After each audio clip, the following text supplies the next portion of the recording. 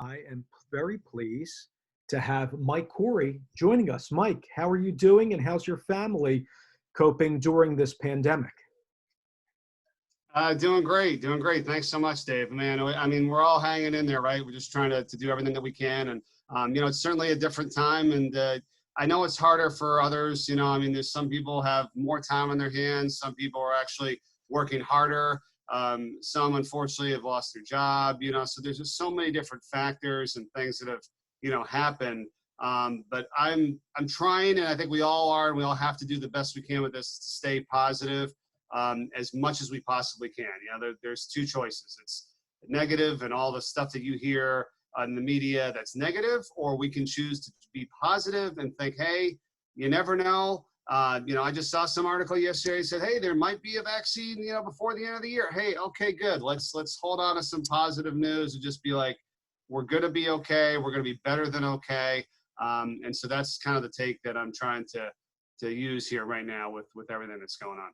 I love the upbeat and positivity, and many who have been in these calls before know that we all try to come together and be active during this time when we're not on the air and learn from people like you. So everybody on here, I can speak for everybody that they're very appreciative. And I encourage everybody to keep chatting in the box. If you have a particular question during my background with Mike, happy to throw that on in there if I see it.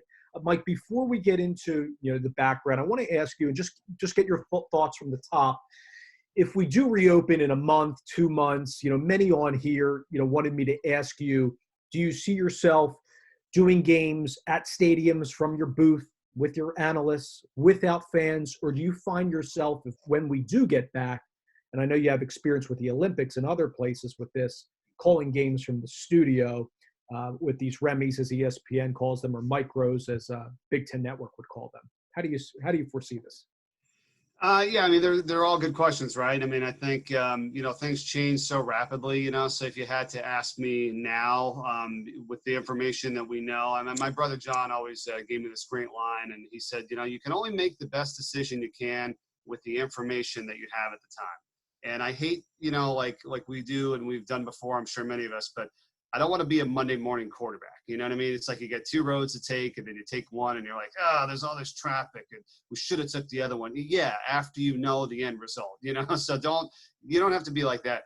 But the best decision, the information we have at the time, and yeah, if we know what we know now, then come the fall, I would hope to think that we're playing some sports. And you're right, there might be limited fans or, not many fans. And then once things get better, it'll grow and we'll get back to the fans in the stands and then hopefully a vaccine. And so I agree. I mean, I think it might have to start out that way. Something is better than nothing. And I know we're all trying to get to that. I know it wouldn't be the way that we expect it to be. But like I said, I want to be positive and think that, yeah, I'm hoping that come the fall, we're getting back with football and, we'll figure that out.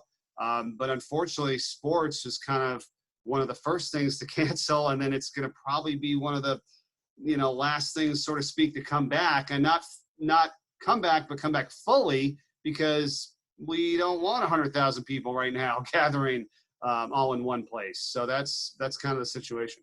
Yeah, you and I were discussing prior to this Zoom about broadcasters perhaps getting assigned their own headset. Maybe the company would pay for it, or broadcasters have to get their own Sennheiser, headsets, those nice ones that you guys just from a sanitary standpoint, just to have. Mike, I was listening to a recent interview preparing for the Zoom, and in one of your recent discussions with a reporter, you've worked on over the last few years, maybe even going back a little bit, about do less better was the quote I wrote down. And a lot of people on here, whether they're writers or producers or a lot of them broadcasters, prep for hours and hours and hours for a big game and aspire to get to the level you are. But it's also good to be a minimalist, and it's about the economy of words and let the game breathe. Could you discuss a little bit further in detail about how to accomplish your goal over the air, being well prepared, but also, just calling the game and let the facts and figures that you have in front of you on your board just facilitate the action when appropriate? Yeah, I love that line. I heard it about 3 years ago. Our one of our head guys at ESPN, Lead Fitting, told us in a big gathering we have with all of our football staff we do every year, and he just said, do less better. And that was kind of the mantra that year, and it's actually stuck. And I try to actually apply it to everything I'm doing in life. Period. I read this book called Essentialism, which is the tag below it is the disciplined pursuit of less. We all think we got to do more. We got to make more calls. We got to do more things. We got to prepare more. We got to do this more. No, it's saying, why are we moving in a million different directions, making a millimeter of progress when we can go in one or two or three directions where we need to be and dominate, and I know there's things to be about, being versatile. Like you said, you want to be versatile. Yeah, I mean, that's absolutely correct in this business. But it's a little different. I'm just talking about all the things that we're doing and how much of it we're doing. And if anything, over the last couple of years, and especially during this time, has taught me is to evaluate every single thing that you're doing and how are we doing it? I mean, can there be a better way? Can we take a little less time? Could we make one less phone call? Could we meet for 10 minutes less? Could we just figure out a way to be more productive in less time? It's not about doing more. It's about doing less and being better and effective at it. So that's a huge one for me. And I tried to apply it also. The main thing is to apply it during the broadcasting. And again, you can only make the best decision you can, right, with the information you have at the time, and not be a Monday morning quarterback and being a hypocrite saying, oh, I wish I knew this back then. You wouldn't have. I learned it now, but I can pass this on to you guys now, is that's a huge piece of advice, in my opinion, is to focus and realize you don't need to do 1,000 hours of prep. You don't have to have every single story in this on every single player. It's actually been a detriment. It was worse for me, like when I did all that, because I wasn't paying attention as much to the game. Like I had all this stuff on my board. I had all these stories, all these thoughts. I'm looking down. I'm trying to figure it out. When can we do this? Where can we do that? And then I'm missing who's got the ball or what number is assigned to the guy. And that's just, you can't have that. So when I cut it down and I realized I can do less with this, and I actually had a better broadcast. And it was like, whoa, because it's all in your mind, right? It's all in our mind. We think we got to do this. And then once we realize when we don't, and everything's okay, if not better, you're like, oh man. So I've just been thrilled over the last couple of years doing less, going to the game, understanding what's in front of me, working with my analyst, saying less on the air. And I think I've been a better broadcaster, really, over these last 2 or 3 years. It's been a big transformation.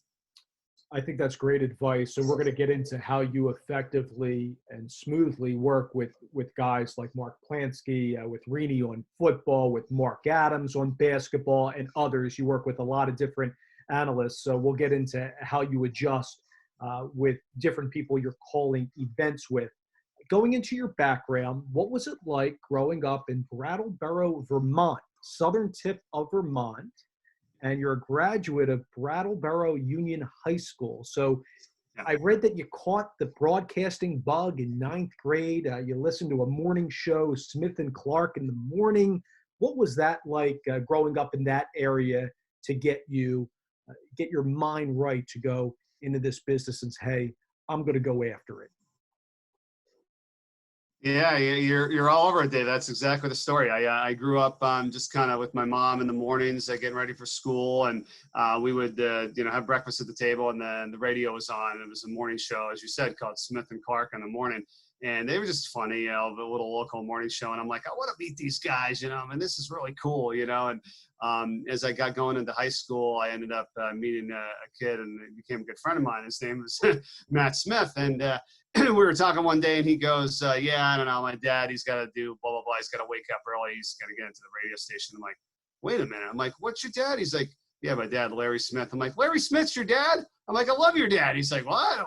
So his dad was the morning show host. So I ended up getting to meet him. And a day during high school, we got to go follow around, somebody in the profession that you choose. And I got to go to the radio station and do like 30 seconds of the midday sports report. And, it was just so fun. And I don't know. I think just my love for sports, and then combine it with the radio and broadcasting, I figured, yeah. And somebody said to me in ninth grade, I was in the stands, like getting ready for our JV basketball game, and there was one being played, and I was kind of pretending to do the play-by-play, and they're like, "Yeah, Mike, you're going to be a broadcaster." I'm like, "Yeah, that's what I want to do."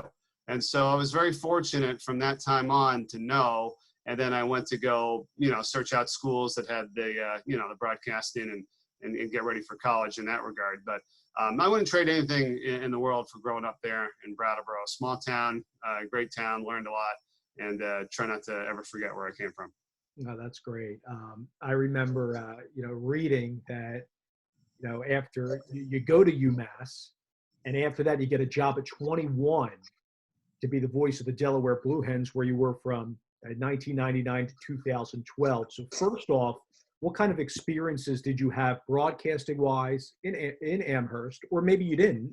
And then second off, how was that the springboard to getting such a, I would go as far as say, a really big job? You were the voice of a team in Delaware who 2003 won a national championship, 1AA at that point with Delaware. How does that all come to fruition from going from UMass to getting that job for the Blue Hens?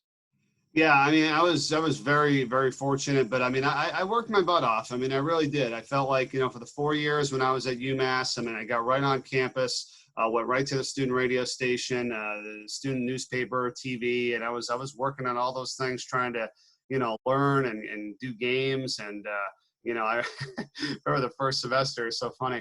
Like, I ended up with like a 2.4 or something, and it was terrible. But I was doing all these outside activities, so my mom looks at my poor guy. She's like, "All right, what happened?" And I'm like, "Well, Mom, I've been, working on the radio and the newspaper." And so I got better. I think by my final semester, I had like a 3.9 or something. But it was fun because that's where I knew I had to gain as much experience as possible at school so that I can put myself in a position to get a professional job, when I graduated. So we did a ton of stuff. The guy who, I followed, I was a freshman, we had a group of seniors. Then after they graduated, they did a great job. But the sports director for the 2 years, that was like I think a freshman, sophomore, was Mike Reese, who I don't know if many of you know, who's the beat reporter for the New England Patriots, and does a great job on Twitter, a really good friend of mine. And it was him and another guy named Pat Sheeran, and they were the two sports directors in the student radio. Then I took over for them when they graduated and became the director junior and senior year. So we just did as many games as we could. We came up with the lists and the formats, and we sold like underwriting at the radio station. This is student radio. I mean, we raised probably $30,000 in like the 2.5 years. And at the time that was big. But like you said at the beginning, I knew when I did graduate and I was going to hopefully get a job somewhere that I would have to do something else. It wasn't just going to be like, you're the play-by-play guy and you're going to make a ton of money and everything's going to be great.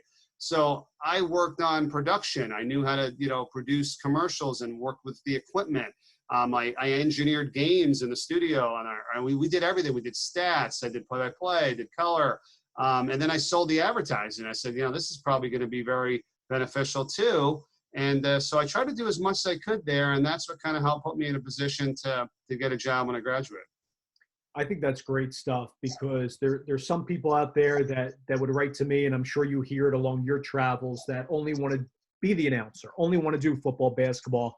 And I remember at Indiana that, I would lug equipment from the student radio station. I lived on campus all the way to Bill Armstrong Stadium, which was where soccer was, where I was the voice of the softball team, which is the jersey behind me. And it's all those production things. You mentioned the copywriting or fundraising.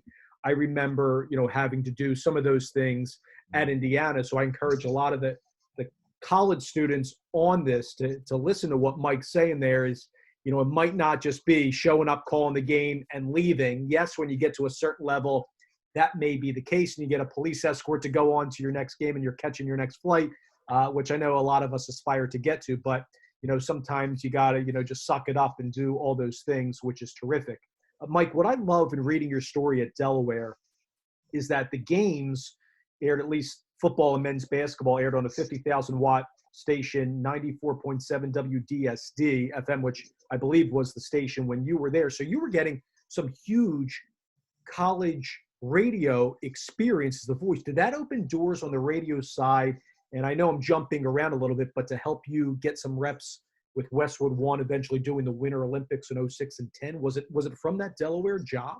Yeah, it really was. It was, I mean, all that experience I was gaining there from doing, Delaware football and basketball, and I sent my stuff to them like right off the bat. I mean, I'm like 22 years old, and I found out the guy in charge, and I just kept sending him demo tapes and stuff, and I'm like, hey, I'm ready to go, and it's like I know better, and he's like, no, I got your stuff, it's really good, we'll keep you in mind, blah blah blah blah blah, and literally.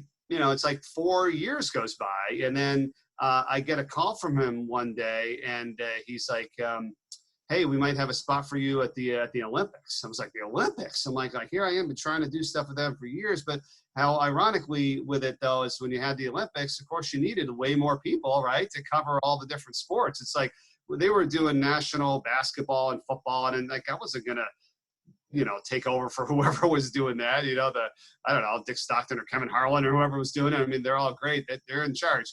So I got the chance to do the Olympics. So I couldn't believe it, So I went out to Torino in Italy, and I did the speed skating, and we did speed skating on the radio, and long track and short track speed skating. We would take clips of it, and they'd play it on a show that they aired every night to all the stations across America. We do some updates, and then I got asked back to do it again in Vancouver in 2010. So yeah, it was certainly all that radio experience that helped me get that, but it was something that I worked on for a while. I mean, I was emailing and trying to stay in touch with this guy for years. So that's another important part of what I would say to everybody is that it doesn't just happen overnight. You know what I mean? So you have to try to make those contacts and meet these people and talk to them now, so that when something does come up the road, in maybe a year, maybe a month, 2 months, whatever, they know who you are, they know your work, and then you can hopefully enter into something. But it's like what I tell the kids in college, I hate, I don't say hate, but I feel unfortunate when they call me in their senior year and like March, April, May, go, hey, what do I do? It's like, no, please call me like at the beginning of your career so I can tell you, hey, get on the student radio, do this, do that, so that by that time you will be able to hopefully get something because you've been working at it for a while. It doesn't just happen overnight. I mean, I don't want to keep rambling on here, but as we'll get to it later, I'm sure I can give you a couple other examples of, jobs that I got that to everybody else looks like, well, how did he get that? And what's the deal there? It's like, well, that took a bunch of time, so that's kind of how that works. I love the point about, enjoying the journey. And I think a lot of us, want that instant gratification. We've discussed that on the previous calls. In many cases, some people, it takes 5, 10, 15 years to get to where you dream to be. Others, a kid coming out of school, a year or two, maybe they have a famous father. Maybe they have a great agent who takes a liking to them while they're in college.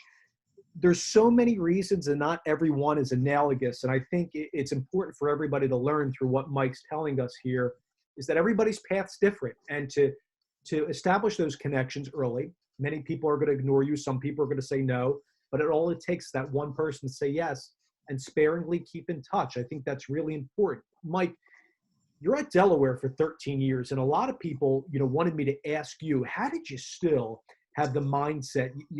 I know you said in other interviews that you wanted to go to the next level when you felt the time was right. We'll get to your path, how you got on ESPN, but let's first start out on how you got some TV gigs, because a lot of people write to me personally, how do I get these freelance television jobs? And with streaming and ESPN Plus, there's probably better opportunities than when you and I were coming out of school. So how did you first gather all that radio experience to maybe get some freelance TV stuff before you landed with the worldwide leader?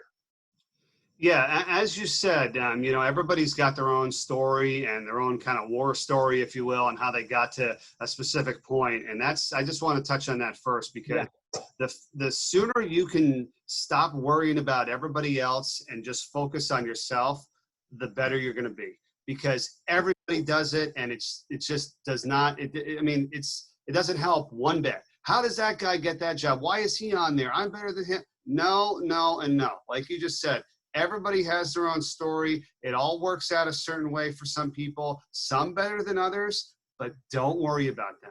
Take care of yourself, work your butt off, and you'll get to where you need to be. Like, and it doesn't happen overnight. I know, and I've done it too. So we've all been guilty of it, but you got to trim that back so you can focus on what you're doing. It's like on a basketball team and you're like, how come I'm not playing? I'm better than that guy.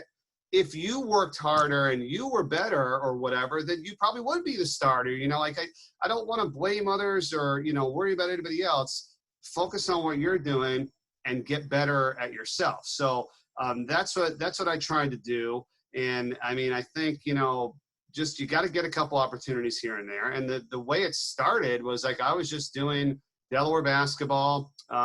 This lady who worked for the America East Conference, the conference that Delaware was in, I remember her name. She's a great lady, lives out in Oregon now, Elise Stoner. And she was saying to me how there was a game on TV, and she wanted to ask me if I could do the play-by-play. I'm like, oh, that'd be great. And it was on Nesson, I think probably another regional network. Nesson's out in New England. And it was Vermont at Albany. And I remember that was my first ever TV game back in like 2002. Okay. And then I would get a couple of games here and there. I started working on CN8, which was out of Philadelphia, old channel in Philadelphia, and Comcast Sportsnet, Philly, and then also down in Washington, D.C. area. But it was only a couple every year. I got like maybe 3 or 4 games. I'd step aside from Delaware on the radio. We got a guy filling in for me, and then I'd do a TV game. And then I started doing a couple of football games. Like I had never missed any Delaware football for like 10 years. Wow.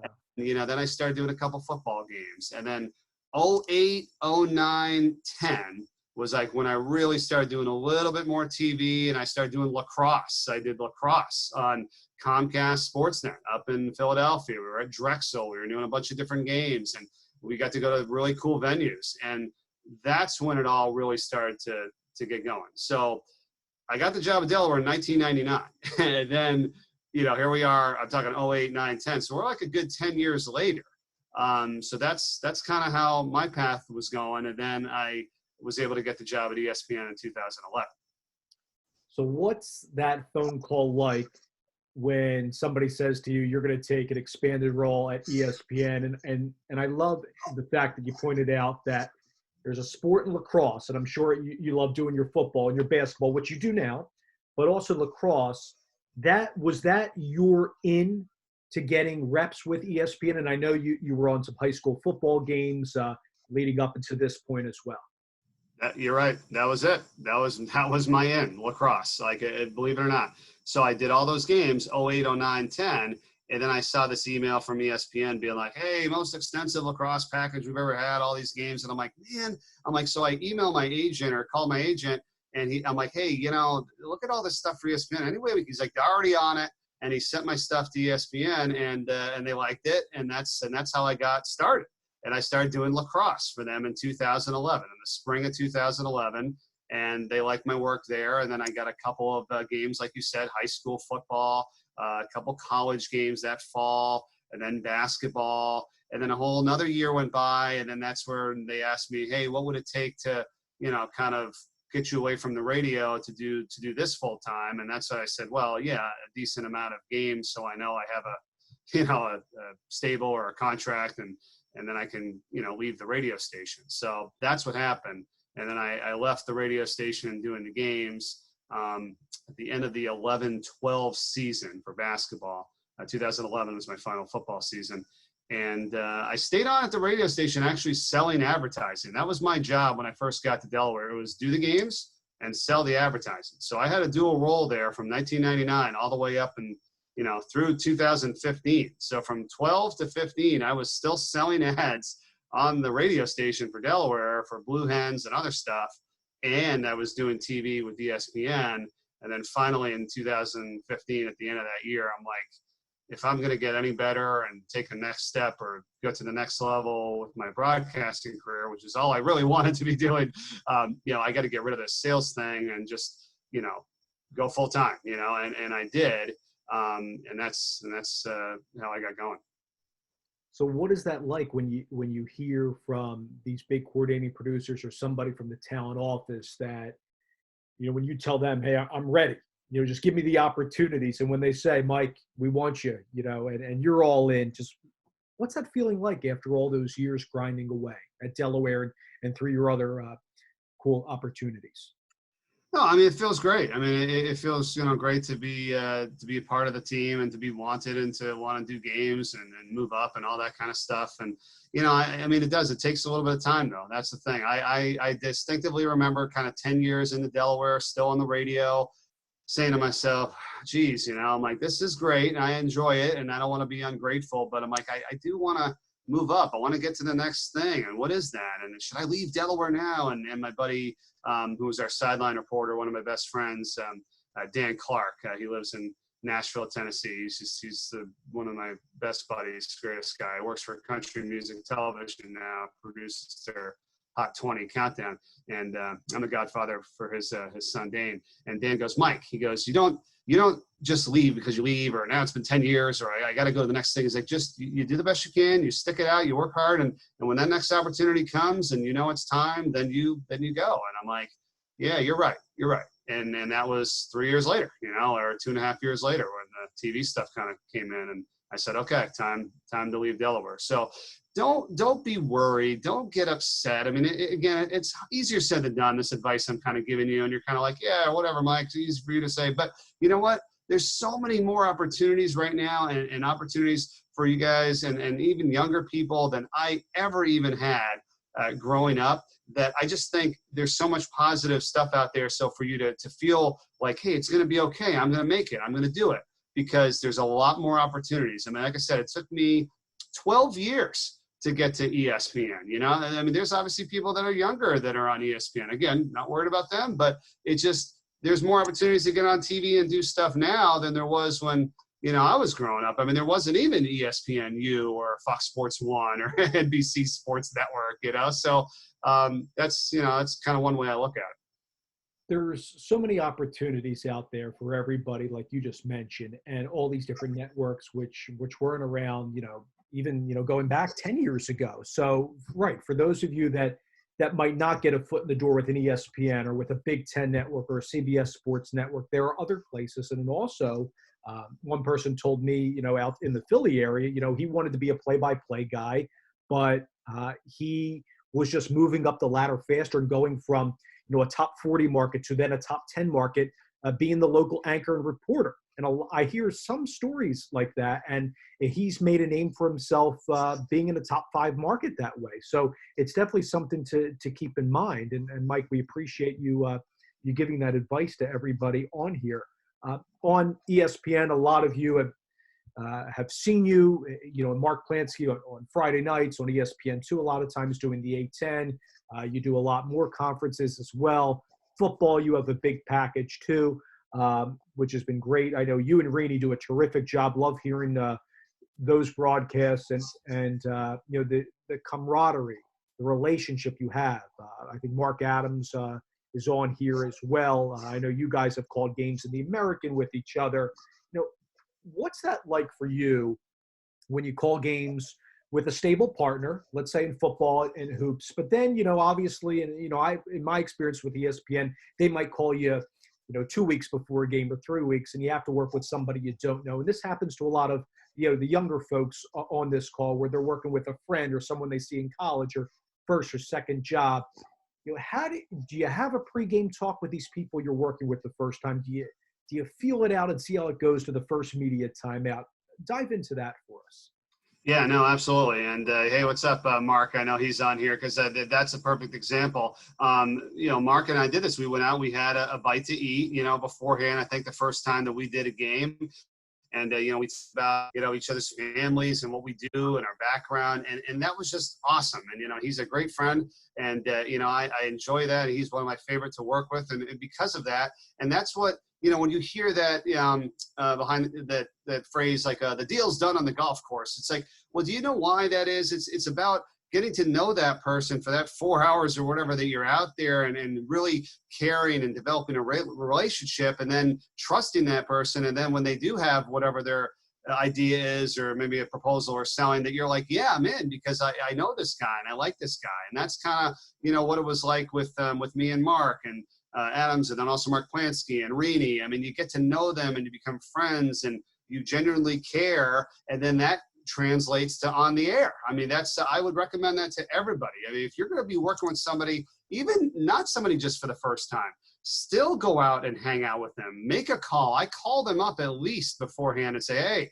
it's Mike. I'm going to be working with you on Tuesday. Just want to touch base. You know, if I can't meet up with them until I get to the game, if we're all in different places, you know, and that's huge. I mean, because you never know what comes from those conversations, and that's the fun stuff that comes out on the air, you know, and you can be genuine and you can be conversational. And it's like, hey, Mark, remember you and I were at the breakfast thing talking about the blah, blah, blah. And then, you know, that comes on the air and it's like, and it's funny and it's different. And it's not just I speak, you speak, or, you know, I'm the play-by-play and you're the color. No, it's a combination effort. So I would recommend that no matter who you're working with, try to get the call in with them ahead of time. What are we talking about this week? What's the game going to be like? Meet with them if you can outside of the broadcast, get to know them, take an interest, and all that stuff comes out over the air. And it also develops great friendships and relationships, which is what this is all about. And I'm very blessed to have a lot of people, you know, like Mark and others, many others in this business because of that.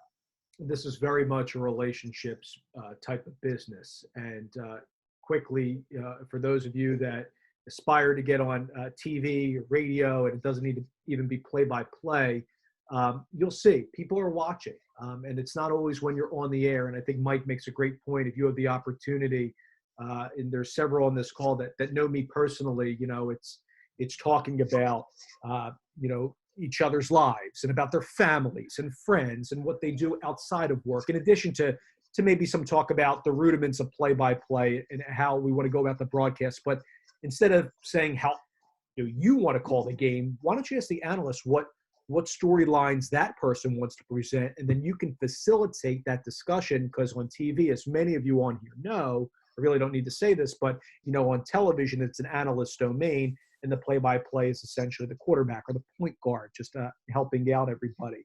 Mike, before, because I want to stop myself and get to questions from everybody, but I want to touch on a little bit of your Olympics experience. We touched on the radio side, how you went to those venues, the Torino 06, Vancouver in 10, but also the Summer Olympics experience with Beijing, with London, and also Rio.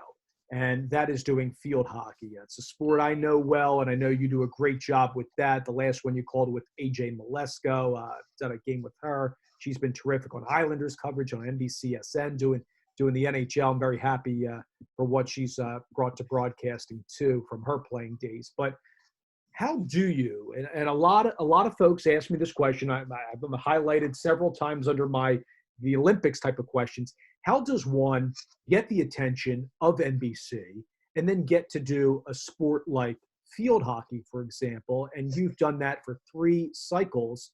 And you're doing that from the studio, both at 30 Rock, and I know now NBC Sports has their operation in Stamford, Connecticut. So I guess first off, how do you land that type of gig on the television side with NBC the Olympics, and then your experience doing field hockey from the studio?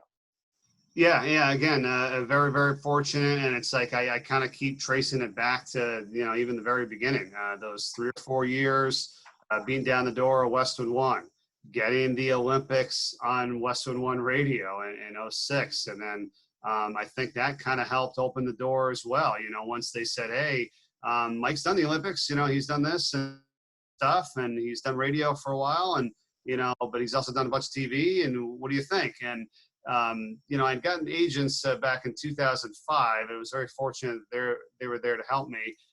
They really kind of got me that position in 2008 with the first go around of the Olympics. So they sent all my stuff to them, and, you know, I thought it was kind of funny at first because they're like, hey, we sent your stuff to NBC Olympics. I'm like, oh, okay. Like, you know, I'm like, yeah, oh, that's like that. You know, I just, you know, we just got going. I'm thinking like, yeah, it would be great. And he goes, no. He goes, the ladies are very interested, and they're going to give you a call. I'm like, oh, wow. And they did. They called me up and said, yeah, we'd love to have you on our Olympic coverage to do field hockey. I'm like, I'm in, field hockey. Didn't do any field hockey before, you know, wasn't privy to any of that stuff. But that's like what you're talking about earlier. You get a chance to do the volleyball, the swim meet, the whatever. You learn, you work your butt off, you learn the information, you talk to people about it, and you do it. And who knows? I mean, that's my in, I mean, what an unbelievable opportunity. So I was just so fortunate. Got to do that in 2008, and they didn't have everybody sent over to the, the site. So we did it from the studio, but what an amazing experience. I'll never forget. We were at 30 Rock in New York City, and we literally took over the entire Saturday Night Live complex, the whole studio. That's where we did all the broadcasts. They set up all these like announcer booths in the Saturday Night Live setup. You see the entrance to trains and all that. Yeah. And we're in there calling the field hockey matches. And every day I would walk down the hall where the guests and the people for Saturday Night Live, come into the, underneath the thing. And I'm like, this is unbelievable. I'm like, and I only dreamed of like working for them and doing something of the sort back when I was growing up. But it was pretty amazing. So you do a good job, and you treat people right, and you do the best you can.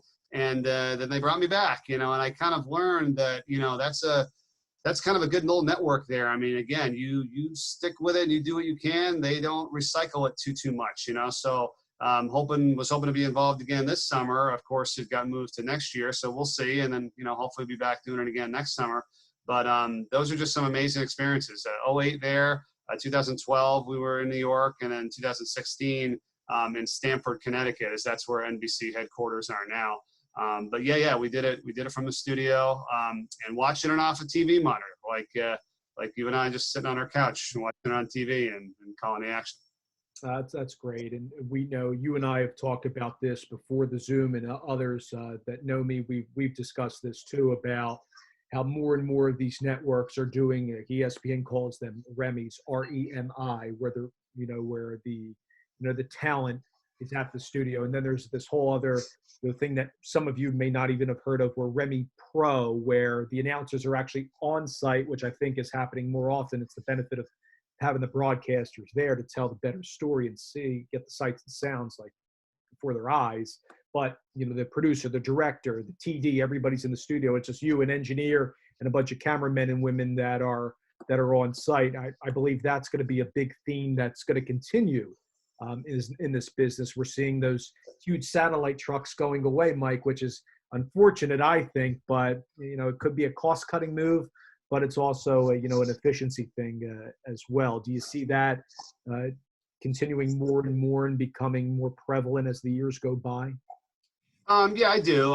And it's okay. I mean, it's going to be okay. Like I said, we have to take the positives out of all this. I mean, this still allows you to have the ability to broadcast games, and, would you rather have it go away? Like, no.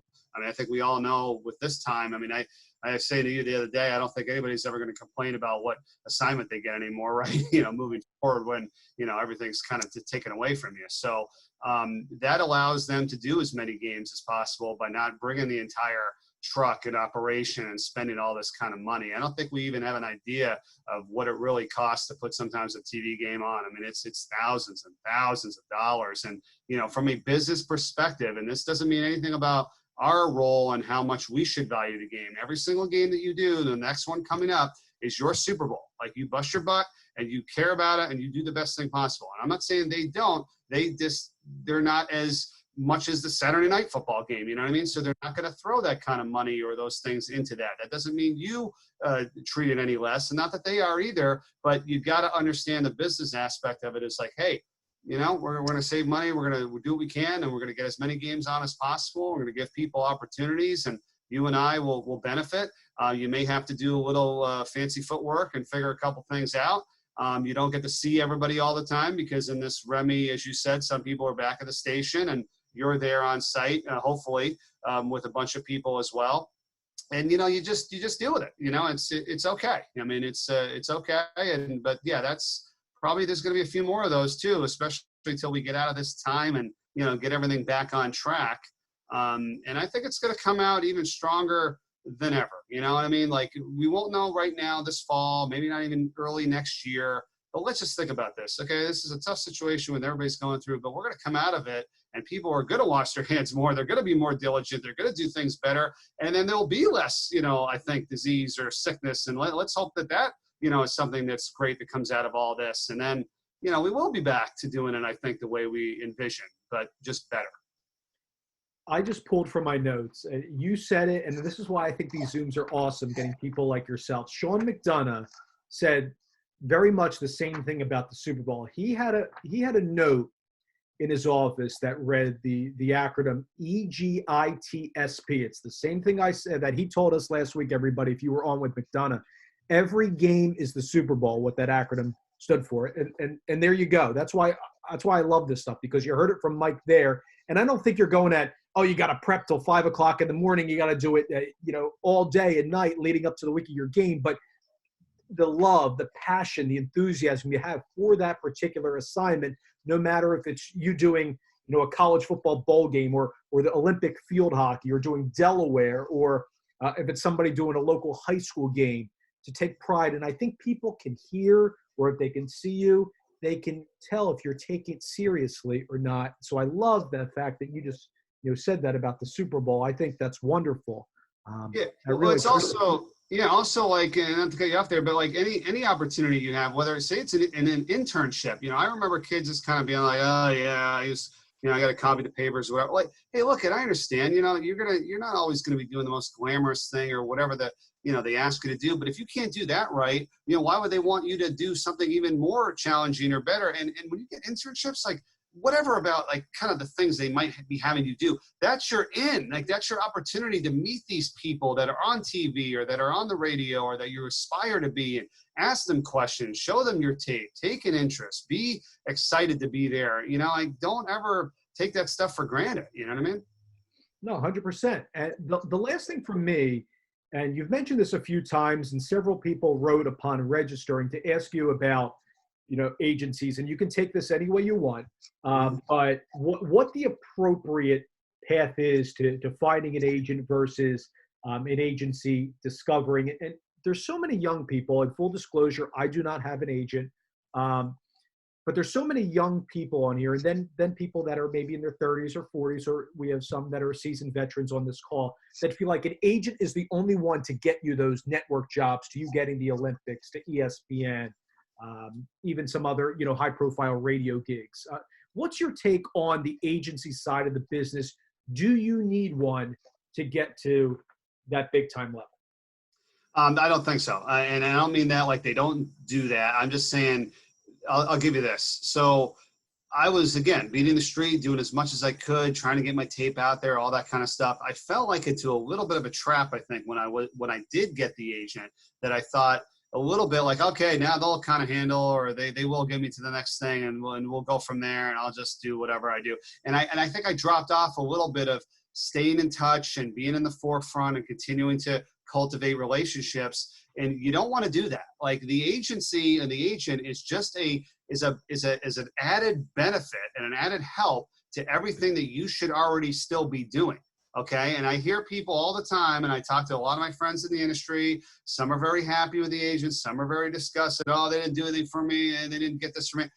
Look, they only get paid when they do get you something. So I think, when they get you an opportunity, I think it's most like 10% or something. So they're going to work hard because they don't get paid until they, get you something, you know what I mean? So, but again, it doesn't mean they're always going to, and you still have to go out and do your best work. Like, you're your best agent. I'm Mike Corey. Like, I got to meet these people and become friends with them, and relationships and face to face. And I don't want to lose that, because if you just expect them to do it all, and remember, they may not even know you, the people at those networks and stuff, until you get to know them, So I would say, yeah, if you can get one, for sure. That they've very much helped me. But then I also got to the fact where I got to keep doing what I'm doing, and not just expect, they're going to get it all done. It's almost like, and I met my wife on Match, and now it's, very prevalent for people. And it's like, but at the same time, that doesn't mean you don't stop, going out and meeting people, or going to different events, or trying to meet people on your own accord. That's not the be all end all. It works for some people. It doesn't work for some people, but that's just like an added benefit, it's like another, help to the process, it's so that's how I would say that. If you can get one, great. But don't get all bent out of shape and they didn't do this and that.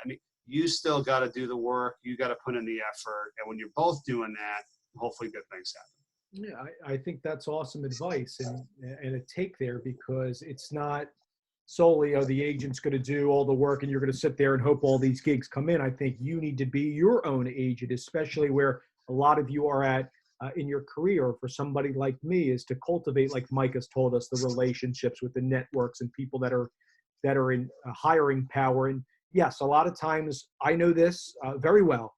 There's rejection.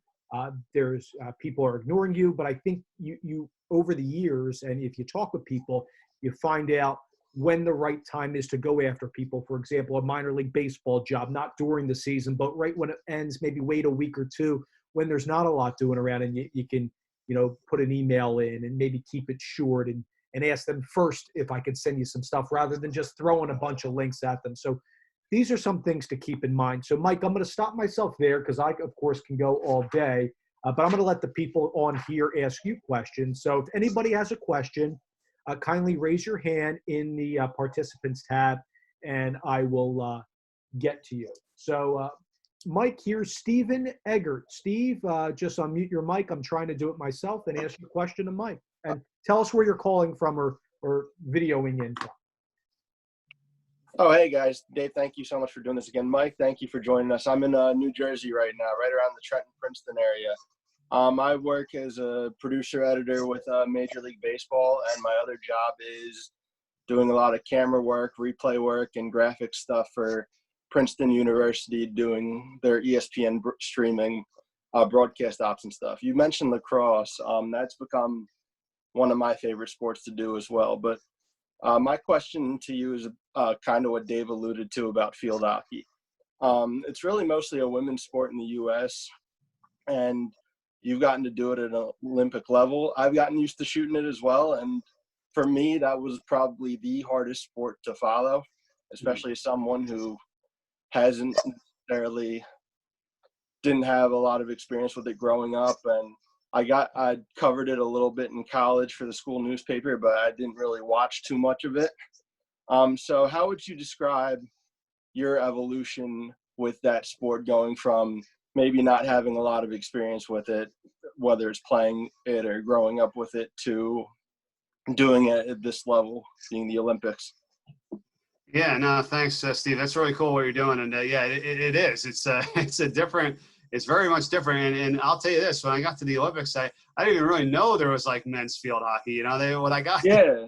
you'll be doing men's and women's. I'm like, men. I'm like, what? And it's like huge, like for overseas, like in the Netherlands and Germany and Australia. And their players are awesome. I mean, it was like really cool. Like I was excited to do those two matches. But yeah, so you gotta see it, right? You gotta watch it. You gotta learn. You gotta watch tape. You gotta talk to your analyst. You gotta know the rules. I mean, the rules is probably the hardest thing. So in the beginning, and then we're on we're not on camera, so like it was a little easier, and we're in the studio. People say, hey, that must be harder to do it from the studio.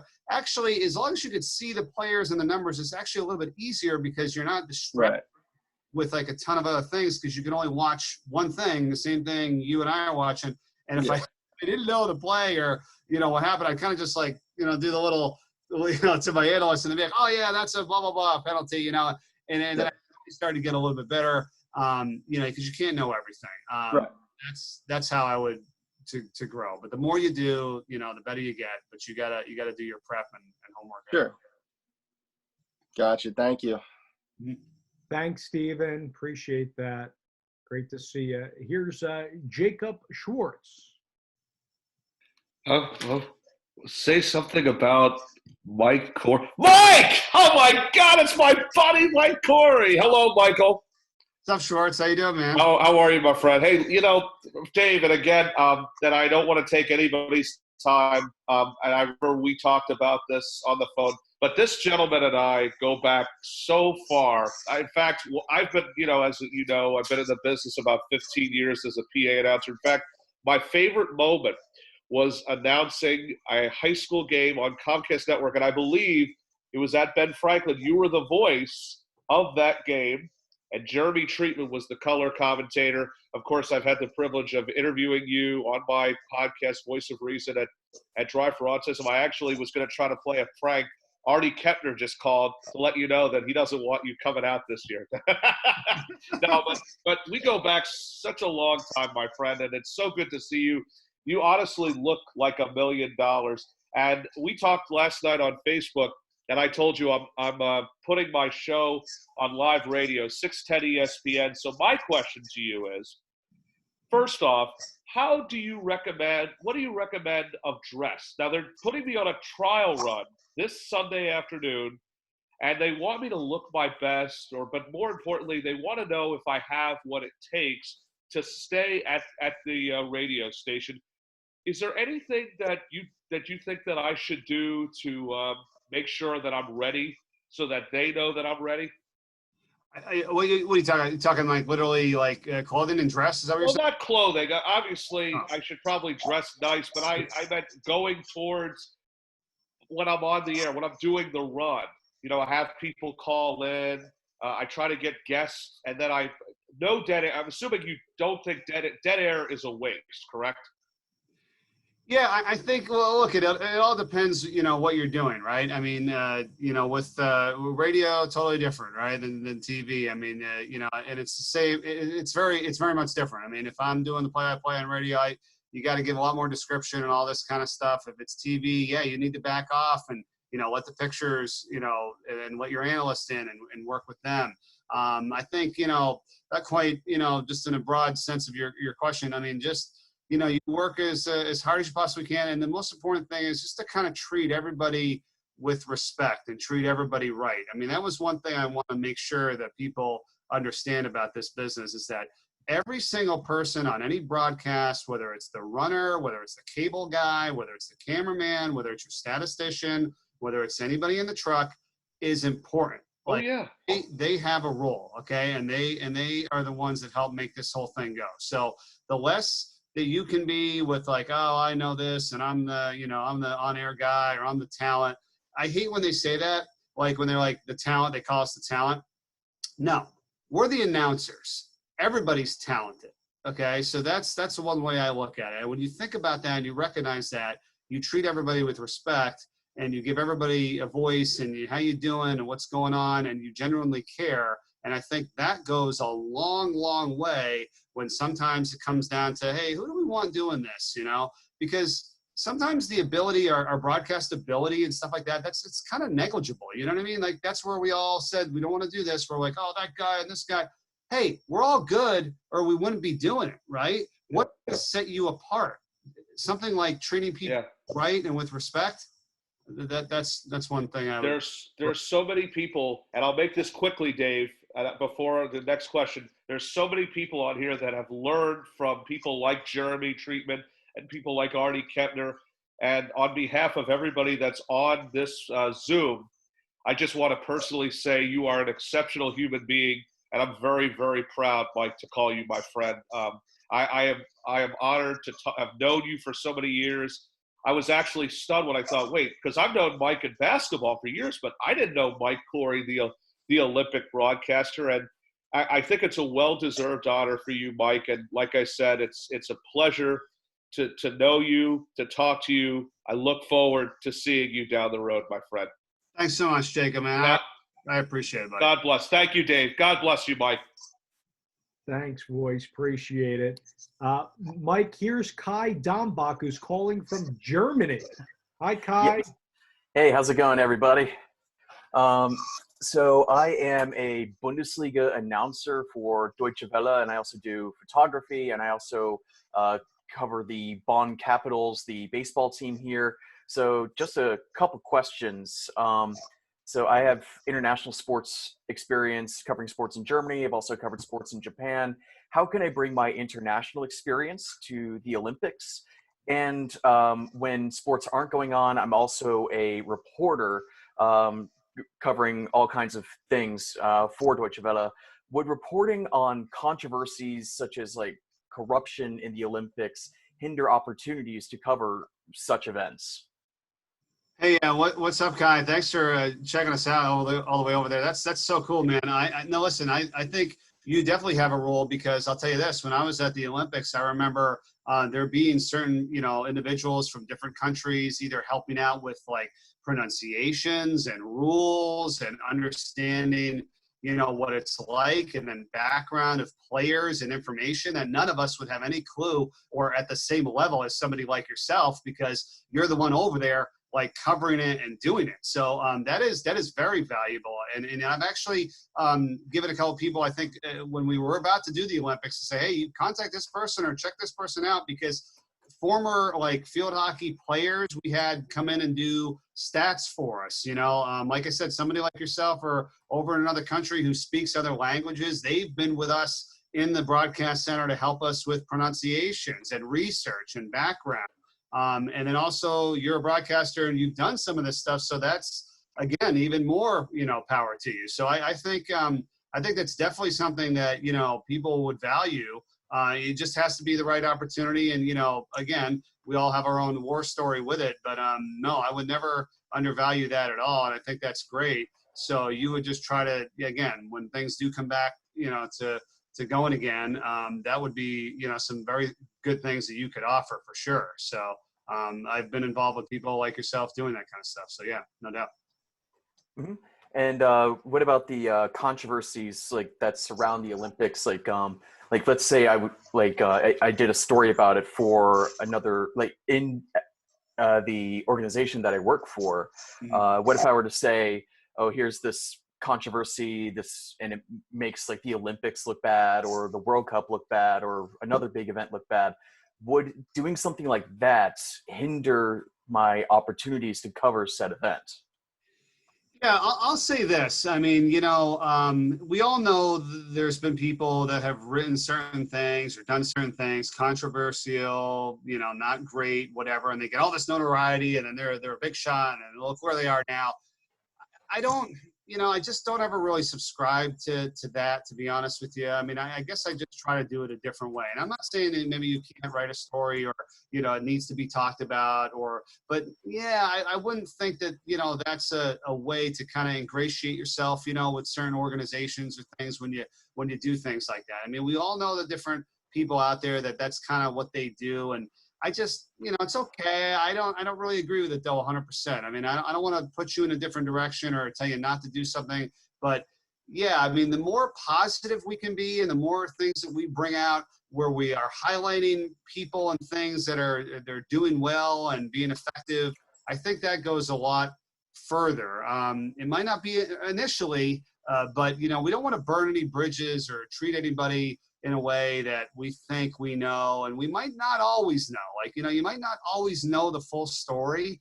I've been reading this book about it saying that, you got some coworker or person who doesn't, didn't get the project done on time, and you're just like, they're lazy, whatever. And then I read further and they're like, well, you didn't realize that their grandmother, unfortunately had passed away and they were struggling with this and that. And if you had just stopped to ask a question, you might realize, oh, there's a little bit more to be seen than this person just didn't get the assignment done or whatever, So it's a long answer to your question. I would just try to keep it as, comfortable and more positive as possible. That really would do a lot better, I think, than inciting controversy or something and thinking that you're going to, get to the next spot because you did something like that. Hopefully Okay. it makes a little sense. Yeah. Okay. Just checking. Thank you very much. No, you got it, man. Thank you. Thanks, Kai. Continued health to you as well. I think you guys bring up a lot of great points, and I think a lot of people, Mike, on here, we're just fascinated to, you mentioned the speed skating that you've done and the field hockey at the Olympic level and all the prep that must go into that, and how you would get the pronunciation. So when we had JP Dellacamera on, I thought it was great hearing from him about World Cups that federations would send you guys MP3s of the players specifically saying their names. And I know a couple of colleges, I think Minnesota does that with their athletic department websites. Harlan talked about, that they wish like all these colleges put like, just a link because everybody can probably do it easily now. So I know that prep has to be arduous. So appreciate you going into that. Here's the voice of the Harlem Globetrotters on PA, Matt Nelson. Hi, Matt. Hey, Dave. Mike, how are you doing? Hey, what's up, man? How you doing? Doing well. First of all, I just want to say I was lucky to have realized that you used to do broadcasting at Delaware. I used to do some of their Olympic sports on Hens All Access about 3 years ago. Yeah. That's awesome. That's awesome. Yeah, that really started to kind of take shape, right? I mean, with all the different technology and then the webcasting and all the different sports. So yeah, that's really cool. How did all that go for you? Yeah. So my question, being that you do so many different sports, especially Olympic sports, from like field hockey to lacrosse and some other things, I'm in the same boat as you when I'm not on tour with the Globetrotters. Having done so many different sports, do you feel like announcing so many different sports can ultimately help you get to your dream job? Yeah, first off, I think that's really cool that you did that with the Globetrotters. That's awesome. Thank you. Yeah, you're welcome. And I really do. You know why? Because you get versatility and you learn how to prepare, and you learn how to like dive into something that you really don't know anything about. And then, I think it's great because you don't just sit back and go, oh, yeah, I just want to do football and basketball. Well, who doesn't, but I mean, I think all those other things have really helped me learn and grow and find ways to, do what I need to do when I'm not 100% sure of something. And then it should also trigger you for the sports that you do know, like, hey, I really had to dive into all the rules for field hockey. Well, I should probably do that for football too. I mean, there's a lot more stuff that you think you don't, know, but you really don't, and like I've actually done MMA before, which is crazy. I've done that on NBC Sports Network. And I remember getting the call for the guy, and it's like, I wasn't really a huge fan of it, and I mean, I've watched it. It's all good. I mean, we teach his own on that one, right? And he goes, hey, Mike, he's like, have you ever done MMA? I'm like, no, I really don't watch that. I don't know. He goes, yeah, neither do I. But anyway, I need you. He goes, we need you down in Daytona. He's like, we're not sure if the guys are going to get in time, but they probably will, but we need you there as backup. And I'm like, okay. I'm like, I'll do it. And he's like, don't worry. He's like, I'm going to send you a bunch of DVDs. And he goes, once you start watching all those, and then you'll be more familiar and you'll be in good shape. And I'm like, yeah, that's the problem. I don't really want to watch, but I'm like, no. And I watch them and I learn. I'm like, oh man. And it wasn't as bad as I thought, And I got there and I did some MMA like on the web stream, and then a couple on NBC Sports Network, and it was crazy. Like I finished the thing, and we were in Daytona Beach, Florida. It was 4th of July weekend. Like I think it's like 2014. I'm like, all right, well, I think that's done. I think I did all right. I'm glad, and probably won't be doing much more of this. And as I walk out to the truck, he's up at the top of the stairs of the truck. He's like, yeah, no, Mike was great. Yep, next week we got it. He's like, hey, yeah, next week, you'll be out in Vegas. I'm like, what? So I mean, Nice. can turn into, yeah. So take every opportunity you can, learn about the sport, talk to different people about it, figure it all out. But yeah, I mean, and remember, you might meet a ton of people in your travels with what you're doing, and you never know what, sports or entities that they, work on or lead up. And then they get to know you and they're like, yeah, I like this guy, Matt, and then you're on doing something else. So everything you get a chance to do, as much as you possibly can, you take the opportunity and you run with it. Do you feel like doing all these other Olympic sports, besides, the big three being football, basketball, and baseball, doing sports like soccer, field hockey, lacrosse, water polo, volleyball, do you feel like that gives you an advantage over other people who are trying to land that big-time gig, whether it's in broadcasting or PA announcing? Yeah, because you're involved, right? I mean, you're part of the group. I mean, to me, I think if I'm doing the field hockey right now with NBC and I'm doing a good job with that, and all of a sudden something else opens up someday, I would hope to think that, I'm kind of in position to possibly get it or whatever, something like that. So, anything that you're doing certainly helps give you a step up. And again, we're not really worried about anybody else again, but it's just like for your own benefit. yeah, hey, Mike's done this. Mike's done MMA. Mike's done field hockey. He did a nice job with the water polo thing or whatever. Yeah, all right, let's put him on this. I mean that all Sure. way for sure. Mike, thank you very much. Appreciate it. And Dave, thank you. Yeah, you got it. Thanks, Matt. And Mike Butts is saying in the chat, was that MMA the one that they had at Daytona International Speedway after a NASCAR race? Yeah, it was across the street or something in some arena. I forget about it, but it was that was that same weekend. It was the same weekend. It was crazy. I was down in Daytona. Yeah. That's great. Hearing all the different things you do, I think it's a great lesson for everybody out there. Don't pigeonhole yourself. I think even you see, the announcers, your colleagues at ESPN, a lot of them are doing multiple sports. Some of them are hosts and play-by-play guys. I think it's awesome to be a hybrid role. I think it makes yourself more marketable rather than being, okay, I'm just the football guy. And maybe when you're, the voice of a particular like NFL team, maybe that's the one gig you do, or same thing with basketball. But for guys like you being at the network level, it seems to at least somebody like me, that would open your doors to more people and to more networking. So that's awesome stuff. You tell us if you ever need a break or anything like that. There's several. Oh, no, we're good. Okay. Yeah. Here's Zach Cohen. Zach, I'm going to unmute you. Come on and say hi and tell us where you're zooming in from. Hey, everyone. Hey, Mike. Really appreciate your time today. Dave, it's always great to be a part of these. I'm calling from my childhood home in South Florida, as you can probably tell from the excessive. I like the memorabilia. What's the most prized memorabilia you got behind there? Most prized? Well, if you're giving me a chance to brag, probably a gold medal at the Maccabi games a few years ago. Everything else, probably worthless to everyone. Congrats on that. Go ahead for Mike. Go ahead. Yeah, so I go to the University of Florida. I'm pretty involved at ESPN Gainesville. I do some play-by-play, host some sports segments for the news, and do some writing on the side. But, Mike, my question is, I think we all realize how tough it is to really break into this industry. And if you finally do, it's great. But how do you balance your career and your personal life, especially early on? It's a great question. Thanks, Zach. And I was just down in Florida this year. I love that place. It's great. It's great. Yeah, it is. It's awesome. So enjoy it.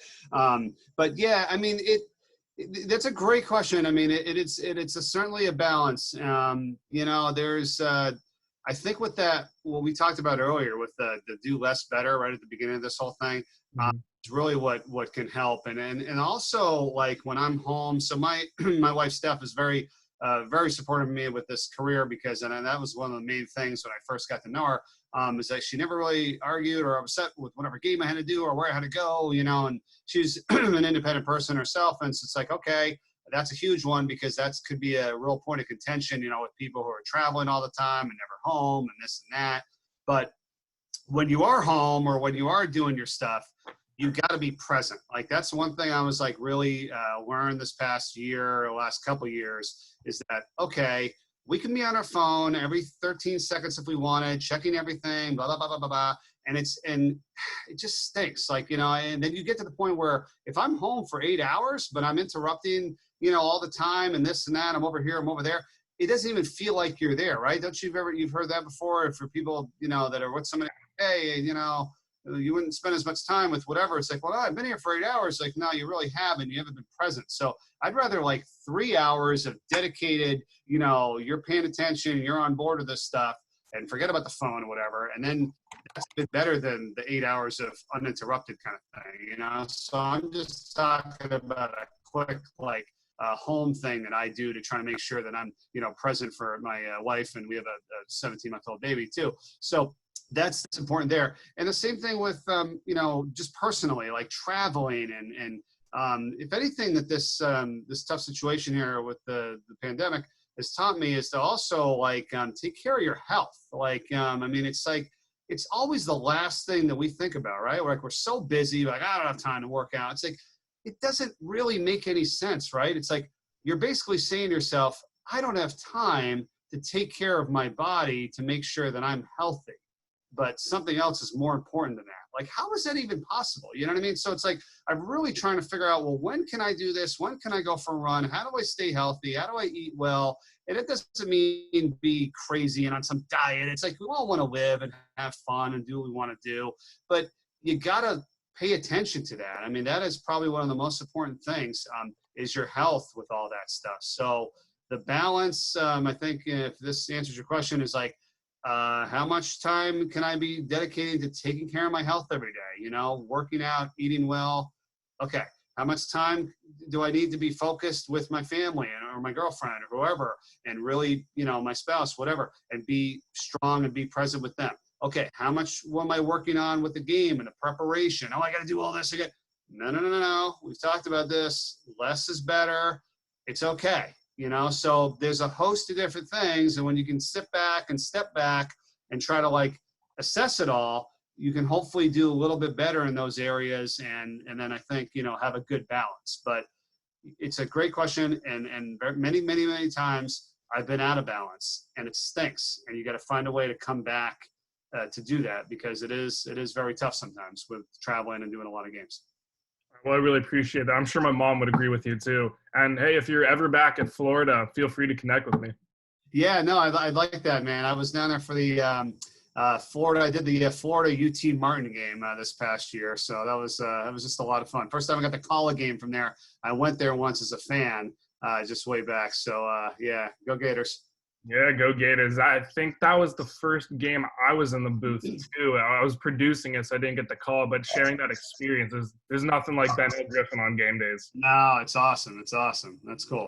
Great. Well, have a good one. I'm glad you're all well. Yeah, thank you. You too, man. Thanks, Zach. And I love that, Mike, about, you know, I think people out there, you know, yes, we're quarantined, you're stuck. Some of you, you know, it might be your apartments or your childhood home, and you're looking at the four walls saying, oh my gosh, what happened? And I think you got to take care of yourself. That's first and foremost. And, you know, look after your loved ones and your friends, check up on one another. I think that's all good things. And you have to have that work-life balance, which you just discussed. I think that's really important. It's great to go all in. Like Kevin Harlan told us, for everybody that was on that call, it's, you know, if you're single and, you know, you're not worrying about anybody else but yourself, you know, it's cool to go selfish into your career and dive in. But, you know, and then when you're with somebody and you have that loved one and, you know, and their understanding of your path, I think you and that person would know when the right time is.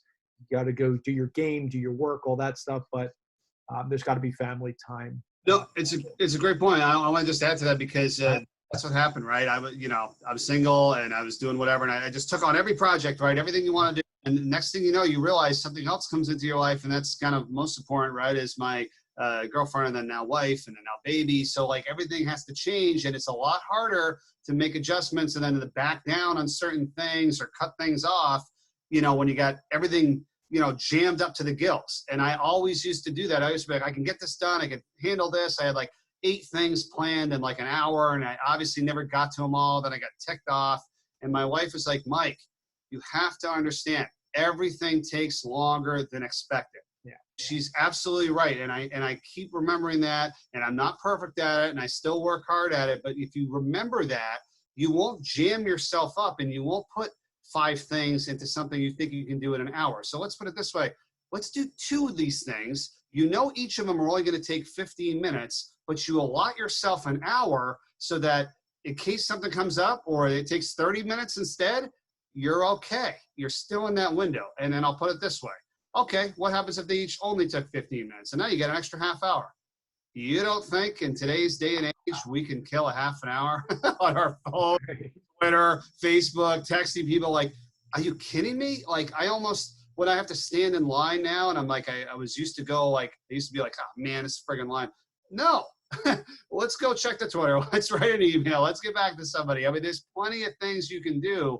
But I would advise trying not to jam as much stuff into your day and then getting frustrated and leaving room for additional things, or if things take longer and you won't be as frustrated. And that's a big lesson that I've been trying to learn, and I'm still working on, you know. Same here with 3-month-old. So right there, I'm behind you a little, but I'm understanding. Might be calling you for advice as As our Yeah, base- Dave, it takes you probably like an hour and a half to eat your lunch, right? Oh, yeah. But Watch now the it's like base. scarf down in 5 minutes. It's all good. Yeah. Here's Daniel K. Daniel, come on and tell us where you're calling in from. Hey, I'm Bryn Mawr, Pennsylvania, the main line here. Great. Nice. How you guys doing today? Good. How are Very you? good. I'm doing pretty well. I have a mental health diagnosis, and I struggle with bipolar and stuff like that. So my question is, how is mental health addressed in the industry, and how is mental health balanced? Sort of similar to Zach's question, how do you balance your mental health with your day in, day out life of broadcasting? 1,000% happy and thankful that you brought this up. I mean, this is it is unbelievably important. And in fact, and I'm not trying to promote something here, I just wanted you to know I did this feature. It's on my website and social media stuff on a individual that if you watch it, it's about mental health. And it is so important. Okay. And so here's the thing, like everybody is dealing with something. Okay. They really, really are. That is my true belief. And nobody's life is perfect. Nobody has everything all figured out and handled. Do not look at Facebook and watch everybody with their, hand around them in the Bahamas and, hey, having a great time here at the beach. Yep. That is not reality, okay? That is a trip. That is fun. That's great. If you went and talked to every single one of those people, they're all dealing with something. Nothing is perfect. Nobody's going to throw up on Facebook and Twitter, oh, hey, had a big fight with my wife today, or, really sad about this thing. Some people do, but you're not going to hear the full story. So that is a huge thing. And I think a lot of it right now in this social media in this day and age contributes to, unfortunately, us either feeling a certain way when it's too bad because many people are all kind of in the same boat as we are. Like we're all trying to work through things and we can all use some help, So I don't think there is 1 ounce of shame of anything. Talking to people, seeking, counseling or guidance. I've actually done that before. I think it's important. I'm proud to say it because it helps, and you learn and you grow, and it helps you deal with the things that maybe you can't do with on your own. So don't ever sit back and think, oh, this stinks, or I'm the only one with it. No. Everybody's got something. So I'm glad you talked about this and you brought it up. We're all here about trying to be positive and working through things, but I would be a huge advocate if, there's anything really very difficult going on in your life or whatever, that you reach out, you talk to people, family, friends, counseling, guidance, because it is monstrous. Okay. I mean, our mental health right now in regards to also to our physical health, I think are the 2 most important things to do anything. Right? I mean, how are we going to be doing on a broadcast if we're struggling with something or whatever? Or how are we going to be sleeping at night or handling our day if we need to be better fit and we're not getting the health of the food and the nutrients and things that we need, or we're not working out and we're not staying healthy. So those 2 top things, I couldn't agree with you more. And I would just, I think if we could all try to put that more to the forefront, the other stuff takes care of itself. If we think about it, right? If we're in a good headspace and we're comfortable and we're healthy and whatever, we can attack anything. If we're not, we might be struggling with a lot of stuff. So yeah, I hope that helps, and I really wanted to get that out. So I'm glad you brought that up. Yeah, and I'm addressing several issues right now, so it's like it really builds inside. And thank you, Mike, for all your wisdom today, and thank you, Dave, for putting on these calls. I watched the Kevin Harlan call at 3 a.m. in the morning while I was insomniac. So thank you all for hearing me out here today. Daniel, absolutely. Thank you, man. Thanks, Daniel. Stay well, okay? Great to have you. Hopefully we'll get you back on a future one, too. And thanks for watching the Harlan Zoom. That was great. And we're hearing a lot of, and like I keep saying to people, I think it's cool that we're seeing very similar messages with a lot of the guest speakers on here. I think that only helps that resonates with us all, given all the different paths that a lot of people that we have have gone into in their careers. Here's the voice of Nichols, Jack Benjamin. Hey, Jack. Hey, Dave, can you hear me? Yes. Okay, cool.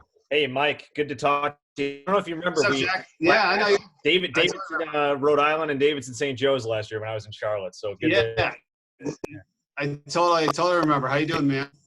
I'm doing well. Hope you and the family are doing well too. Yeah. Before I'll get to my question quickly, I do want to say I watched, obviously for meeting you. I'm a big A10 guy from work at Davidson, and I keep in touch with Joey Beeler and all those guys. But saw your call of the Jalen Crutcher 3 this year against St. Louis. That was awesome. Watching it on a Friday night. I know you probably remember that. What was that? 40 feet or something? It was a deep one. That was a lot of fun. Thank you. Yeah, that was an unbelievable game. That really was. Yeah, Friday night, Dayton and St. Louis. Awesome. Well, yeah. Hey, so you do a great job. I know Dave's mentioned the field hockey you do for the Olympics. So I actually, obviously, I'm now at Nichols in Louisiana. I'm actually back home in New York right now, but actually did my first national work for the Olympic Channel this summer. So I know all about the setup at Stanford. I did their water polo world championships and also did some ski jumping. I'm curious, field hockey and water polo, I think they're similar off a monitor in the sense that very hard to see the numbers, hard to find the ball. Obviously, field hockey, the ball is smaller than a water polo ball is, but curious any advice you have for us on calling a sport like that off a monitor and kind of how you've developed in that regard. And then also, I know Dave mentioned we talked to JP Delacamera about how he goes about phonetics and you're doing all these teams with international names, but any advice on learning the names and player identification when you're calling it off a monitor? Yeah. I mean, it's first off, it starts with your chart, to have everything all kind of laid out, and I write everything phonetically. So I wanted to share some of this stuff, so you guys could see. So let me see if I can grab this real quick, Dave, if that's cool, and then I can go for it. Show you. What it is, basketball roster. Here we go. Let's put this up, and I'll hit share screen. See if I can do this right. Hold on. Okay, share screen. I can't do the share screen. Can you give me access? Hold on, let's see. Hold on. This should work. Host has disabled it. Let's see. Now try. Okay. Yep. Here we go. Okay. So this is this is just like this is a USF basketball roster.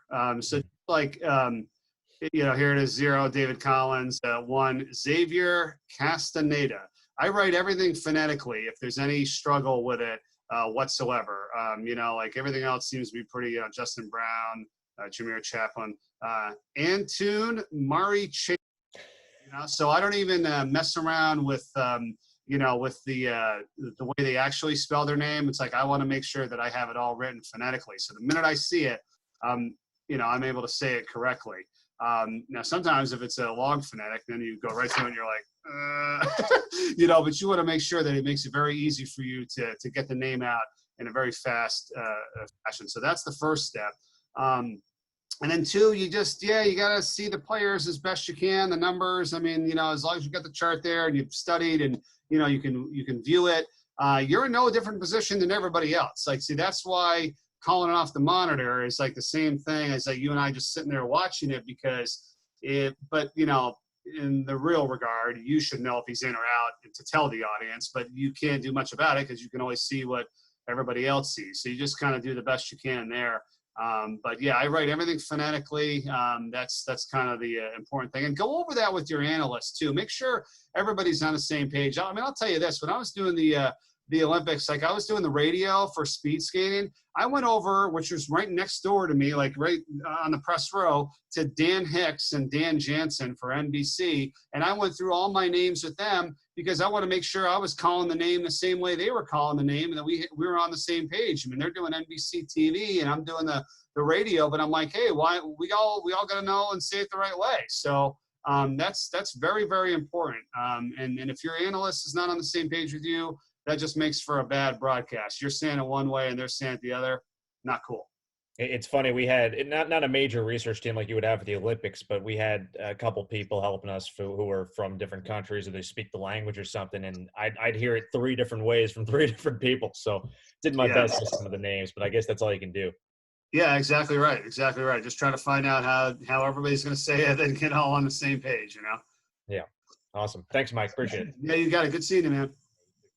Thanks, Jack. And Mike, several people commented to me that they love the fact that they just saw your boards up and close and personal. And then another thing that I would, and if you have any more, please. I know everybody, people are really geeked out about that. And like, if I show people like this, I'm like a beautiful mind. I handwrite mine. Everybody does a different thing. Look, there you go with that. Now, Mike, about identification that Jack brought up. Sometimes I'll do this, and I'm curious what you do for like football, for example. There's a lot of guys on the field that 80-man rosters. They'll sometimes go 3 and 4 deep, right? So, like for example, if I'm doing play-by-play of a Philadelphia Union game, I know there's a certain point. I've said this on a previous Zoom where the starters are going to go off towards the sideline, and if I don't know them just by what they look like, I'll write down Anton Tinnerholm has blonde hair. This guy is orange cleats. What do you do when it comes to that stuff, especially for like a football game, or are you using the monitor more like to identify people, especially when you're focused on maybe some players that you don't know as well? Like that's it. That's a great point. Now my brother Brian, he travels with me, or he travels to the game with us. He's my spotter for football. So actually, on all the games I do on ESPN or whatever, I'm fortunate to have my brother right next to me. He was with me when we first started this, so he's been with me for a good 10 years now doing this, and he's my spotter. You got to have somebody and trust, and obviously I do with him. But he'll do that. He'll identify who's on the field for me, like the running backs or the wide receivers, and then he'll write that down. And I want to do a better job of this year, to your point, of making sure that I view all these guys ahead of time and be like, all right, has a white band around his left leg or does whatever. And then that way when you see that, you know who he is. So he would just make the note like on my board below that guy to help us both identify it. But that could be something that we should do a better job of pregame to learning that, so that we don't get tripped up. And I just need to be better with that overall. I think we all could. But yeah, so that's important. I think what I loved about, and I watched with Kevin Harlan, I remember when I saw your Zoom with him, is that he was showing you his board, and I'll show you this one I do for football, where he has like the guys in numerical order. And I just think it's very important. Yeah. Because he called it the Pat Summerall board, I think. Yeah. So like when you do, when I do football, I will put everybody in numerical order for like the defense. So this is like my defensive chart here. So this is Pittsburgh defense from the bowl game, from the Quick Lane Bowl. And I just have everybody in numerical order, 2, 3, 4, 5, 6. Okay, here we go. Double numbers. Yeah, this is always fun, right? Double number in red is a special teams guy. So whenever we have a kickoff or a punt return and I see number 6, I know it's Aaron Matthews, not number 6, John Morgan, the DL, which is defensive lineman. So he plays defense. And then this other guy, ST, special teams, is a wide receiver, senior, whatever, normally, but he's on special teams. So that's how I kind of differentiate there. But everybody just goes numerically. And this is basically, these are Word documents. And I'll be happy to share any of this too, by the way, to anybody that wants any of this stuff. I'm not one of those people where this is my thing. Are you kidding me? Like, we're all in this together. If I can help you, or you want to take something from this or use it for your own, absolutely. Like, we all got to prepare and, get ready for a game. It has nothing to do with, anything like that. So again, if you need any of this stuff, I can easily get this to you guys. But once I finish that, and, I just print them on a 8.5 by 11 sticker sheet. You can buy them at the store. It's Avery Labels. It's just an 8.5 by 11 complete sticker. So I print it out, and then I just stick the one, set that you just saw there. And then number 2, page 2 is only like one column. And then I just stick it right here, and that's it. And that's the defense. So everybody here defensively is all in numerical order. So my brother, as my spotter, when he sees 58, he's just like, boom, 58. And I'm like, hey, Carter Stagner there on the tackle, and we're not messing around looking for, whether he's a defensive back or a lineman. And you know how guys are now. You give number 8 as a defensive lineman, and number 8 is a corner, like whatever makes it easier for you. And then I write down their position, on here, like I saw Kevin did too. So, if I need to see it, that's great. And think about football, right? Who cares who the starters are in football on defense? Next play later, Bobby's in on the defensive line and Joe's in the secondary. And who cares? So I don't really do anything according to starters or based on position. I do it kind of numerically. Now on the offensive side, and let me just grab that for you so you can see. This is great stuff, because what I'm noticing, I thought a lot of people in the business did a lot of the positional charts, and I don't know if that's how your offense is set up, but I would group receivers on one side and running backs on another, the quarterback in the middle, and the kicker on the left. But everybody has their own system, and I see the numerical system seems to be a lot easier to spot on the fly. Yep, top three there, the quarterbacks, Pickett, Belleville. Right below it in numerical order of the running backs, 19, 21, 23, 37, boom. And then over here is all tight ends and wide receivers, all in numerical order. French is a wide receiver, Matthews wide receiver, and number 10 is a tight end. Again, order.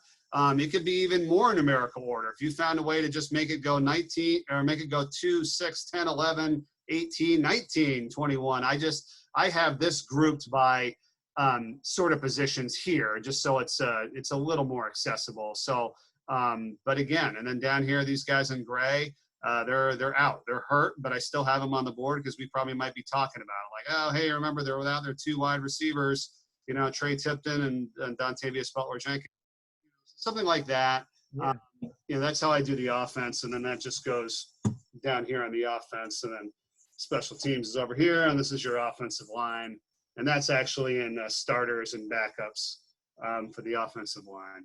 For football, do you find yourself calling the game? Does it depend on the venue? Or are you calling the game off the monitor? Sean McDonough, Monday Night Football, I know they have a lot more technology than maybe some of the other games, or around even with ESPN. But do you find yourself calling it off the field more, the monitor, as it relates to college football? Well, that's what you just said. I mean, it all depends on the monitor you have. I mean, if it's it's a big package, a good crew, and it's HD and it looks great, yeah, I would definitely try to call some of it off the monitor if I could. Normally, I'll tell you this, though, really 100%, I'm pretty much watching the field. I mean, I just am. I think I would like to have the option, though, to have the monitor a little bit more if it's clean and I can see it, for sure. But we don't have as much of that luxury sometimes in the games we're doing. And I won't get into all the crazy details about this, but as you brought it up earlier, and we've talked about the Remy model, where we're on site doing a football game, but a lot of our people are back at the station. The one difference on that is our monitor and what we're seeing is actually on a delay. It's on a little bit of a delay because of the time it takes to go back to the station and come back to us. There's some venues where there is no delay. It's all based on the technology and equipment. But when my monitor is in a delay, no, I can't watch the monitor. I got to watch the field because everything on that monitor that I see is a couple of seconds behind. It's actually helpful for like a little bit of a replay. If I look on the field and I don't see exactly what I wanted, or I missed something, I can kind of go right to my monitor and see it again. But it's a lot to explain. It's not crazy, but that's kind of the situation that I get involved in sometimes, depending on what game I'm doing. No, that's great. And hopefully some people on here will get that opportunity. Hopefully many will get the opportunity to do something like that in their career with an ESPN or other network. Mike, here's Brian Mermelstein. Hey, Brian. How's it going, Dave? Mike, thanks for doing this. First, I'm a play-by-play and media guy at Temple University, so I do some of the play-by-play for some of the Olympic sports, and I work on the content side for the basketball program, and both men's and women's. First, Dave, I'm glad I have a comrade in the multicolor manila folder spotting board. I'm glad we can. There's something about putting a couple hours into just making it look nice. Or just color coding like it's a beautiful mind, Yeah, it's whatever works for you, right? But Mike, you've probably been asked a lot of questions, and I tried to think of one that like you might not have been asked before. Okay. And so my question to you is: you've called a bunch of unique sports like skating and maybe field hockey, and some sports that are maybe being played on surfaces or fields that aren't typically used for that sport. But when you get to a new venue, assuming you're not there last minute and you are assigned to that game and you're there very early, how much time do you spend like surveying the venue itself and looking for different landmarks and unique aspects of the arena outside of the stuff that the producers have prepared for you when you get in the booth? Yeah, that's awesome. That's a really good question and observation, and I'll answer it for you that we actually do. We so with today's stuff and technology, we can shoot things on our phone, and that's actually good enough quality to put on the broadcast. And so when we get to like different venues, different cities, I'll go out and I'll shoot stuff from the town, and we'll go on little excursions, if we will. Like when we went to Niagara Falls this year before we did a game at Buffalo, and we took some video from that and we played that back on TV, and all that stuff is great, So with all that you can do today, just videoing stuff from your phone or whatever, that's all TV quality that you can use, and we do that. I mean, we'll go throughout the town and learn about the area, and we'll use it what's called like B-roll or during like billboards, like when they come on and say college football is brought to you by, and you see like a video playing in the background of like the town or in Philadelphia or the the statues or Rocky or whatever. That's great, and that's where you can go and do some stuff and then play it back over the air. We've even done some stuff at like different restaurants before. I won't say whether we got a free meal out of it or not, but we did, some stuff like that. And I said, yeah, we'll get it on. And we got it on TV. We're like, hey, we went to this steak place last night, it was pretty cool. So like we can do stuff like that too. But that's a big one for us in our broadcasting and in our presentation of the game. They say a sense of place, like, hey, what's around here?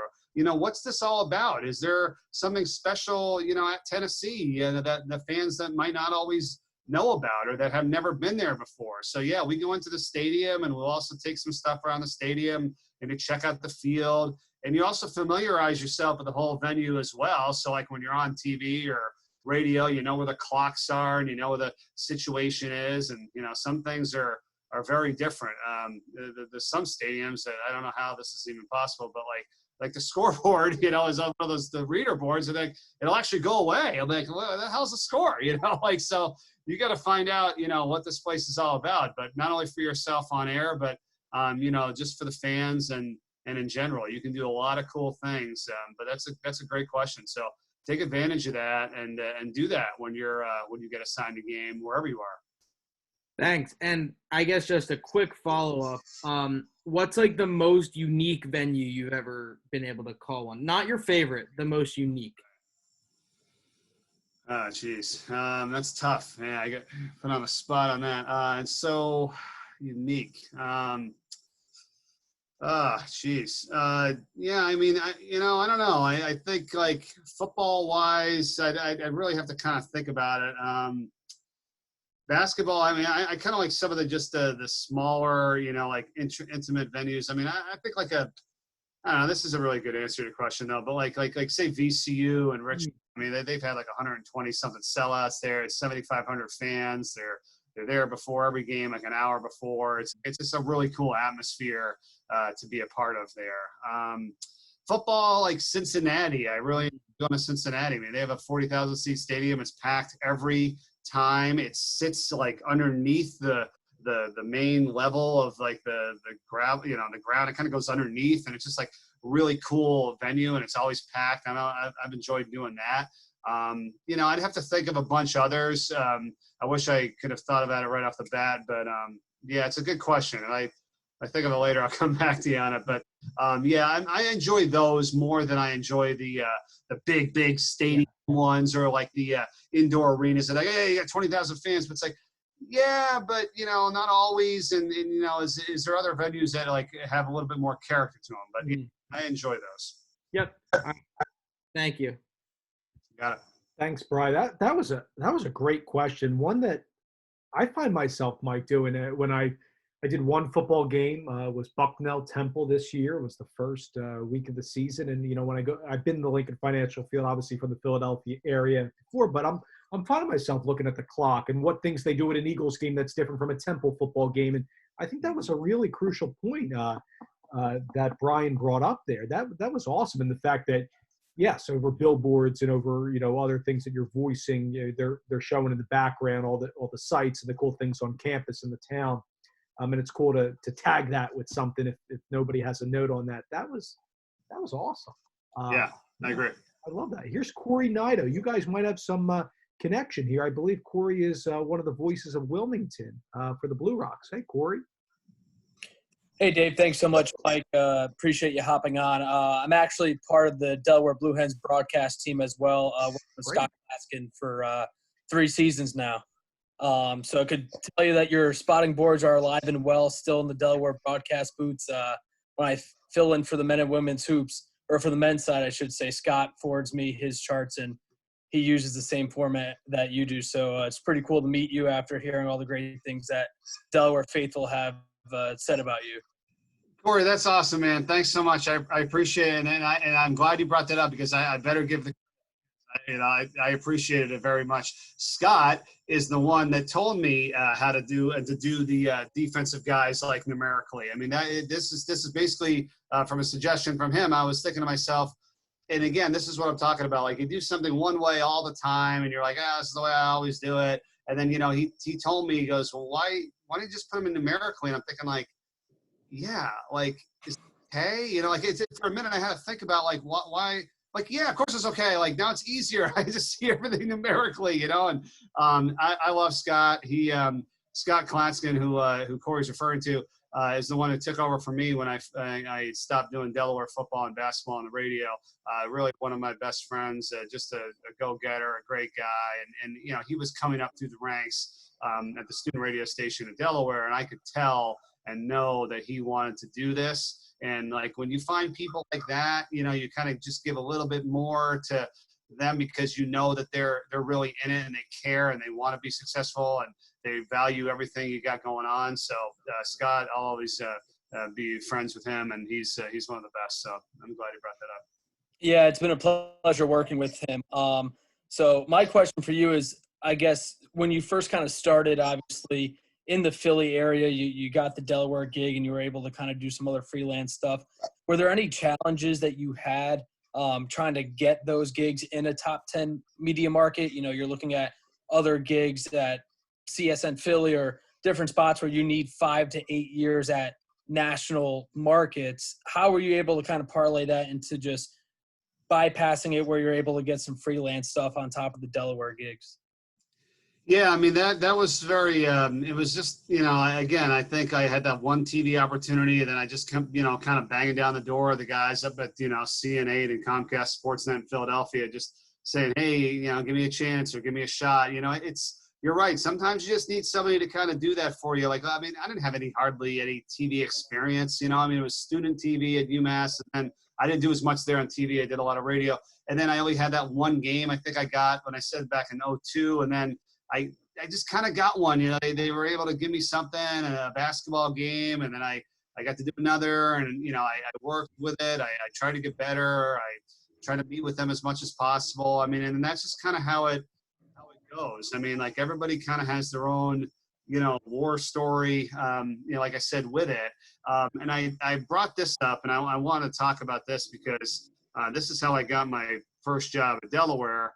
And I'll give you this. So, I had no business really getting the job. I mean, I was a 21-year-old right out of college, and how about a million more people had more experience than me, right? I mean, I'm just speaking the truth. It's like, how did I get this position, And I knew I worked my butt off at UMass. I thought I was good, but I'm like, I just graduated, and I thought this is a pretty good job, And so what happened was I found out who the people were. Delaware was in our conference at the time at UMass, so I knew the director there, and his name's Scott Selheimer. He was awesome. And I sent him, and I said, hey, is this Delaware job open? He's like, yeah, it is. The radio station's changed hands. So here's what I did. This is my little thing that I did to get this job way back. And this is, again, in 1999. So, times are different now, but I put this whole thing together. This was this is Mike Corey's job. Wow. So again, there's really no internet is just getting going. I hate talking like that. It sounds like I'm really old. I'm really not. I'm only 42, I think. I don't think that's too old. So it's like I go and I have to tell people we didn't really have the internet. We didn't have cell phones. We didn't have any of that stuff. It's crazy. So I'm sending FedEx packages to these guys. These are the guys in charge, Jay, Joe, and Bob. and I'm tracking this. All 3 received their packages. I called and spoke to Bob. And then I did all these cool, like, attention-getting things at the advice of a great friend of mine who was the play-by-play guy at UMass, Mark Vandermeer, who's now the voice of the Houston Texans on the radio. He told me, he's like, send some stuff. He goes, this is a job for play-by-play and sales. You got to sell yourself. So I sent like these attention-getting things, like some playing cards, a little address book, and I'll tell you what it was, a compass with a map. I called up a Papa John's pizza place in the area. I had pizzas delivered to the station for them. I said, enjoy your lunch from Mike Corey. I sent more like little attention-getting things. I left messages. Then I finally got down there for an interview, sent more thank you letters, FedEx to them, and I just did all this stuff. And, you know, I got offered the job. So here was like the little things I did, attention getting. I bought a deck of cards and, you know, put like a bunch of different things and said, you know, jacks, queens, kings. And on the bottom, I taped a picture with my face over the ace and wrote like one of a kind. Then I built like an address book and I ripped out all the pages except for C. And I just put in Mike Corey with all my information. I said, there's only one name you need to know. Then I put like a compass with a map and I cut out a little picture of a compass. Or cut out a compass, put my picture in it, and I said, you know, from Massachusetts to Delaware, Mike Corey's the way to go. A bunch of losing lottery tickets, and said, you know, why take your chances and gamble, and you can go for the sure thing, put my face with a picture on it. I put a clock with a picture, it's Mike Corey time. I sent them a basketball, I wrote my name on it, Mike Corey's on the ball. And I just did like a bunch of different, like, you know, little things to get their attention. You know, here's the compass. Wow. Like how young I look.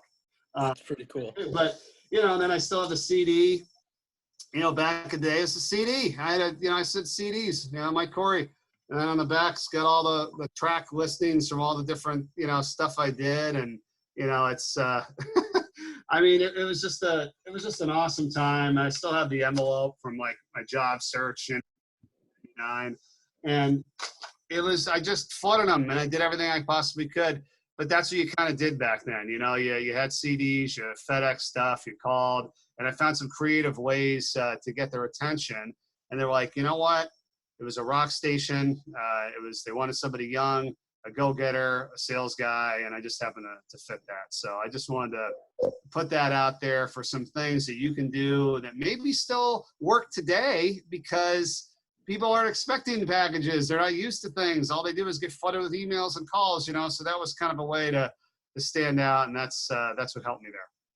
Mike, really appreciate it. Thanks so much. I'll tell Scott you said hi. Yeah, please do. Thanks so much. Thanks, Corey. Mike, thanks for showing us all that stuff and reliving your days. That was amazing. Wow, all the stuff that you did. And you're right. I think so many of these coordinating producers or producers at these networks or fellow broadcasters, you're just one in a stack of emails, right? Especially today. And the creativity that you had there inspires, you know, all of us in here to do something a little bit extra. And look, what's everybody doing? Think about this, everybody. What are all the people that you look up to in the business during this time? I don't know. Maybe they are, you know, have the ability to go, and maybe they're working remotely. You know, a lot of us are not calling games right now. You're spending, obviously, family time. I know you're not probably, you know, sending things like Mike did to someone's personal address, but even to their office. And maybe when they get back, they see this and, wow, Joe Smith sent me, you know, something, Mike, a la what you just did. That was awesome. So I appreciate you sharing that with us. That was great. Yeah, you got it. I just want, you know, it was a fun time, you know, back then. And, it was just, you know, but again, you can pick apart those things, use them for yourself, you know, whatever you can do to set yourself apart. That's how you have to. I know I've heard people like with baseball jobs, you know, they'll send thank yous on a baseball and mail that. The basketball thing was very similar. Here's Connor Onion. Connor, come on. Join the fun. Hey, Mike, good to talk to you again. Yeah, you too, Connor. What's up, man? I wanted to ask you about the book you're talking about before, Essentialism. And some of the things that you felt in your life were non-essential that maybe you edited from your life and took out of your routine. Yeah, great question. I'm trying to, you know, I think, I don't know. I think it's a little bit of everything. Like it might not be something you literally take away, but you reduce, and you like, it's almost like the prep. Like I don't do 55 hours of prep anymore for, any game, I really size that down. It could be anything from like my travel list. I have a whole list of every item that I take with me on the road so I don't forget anything.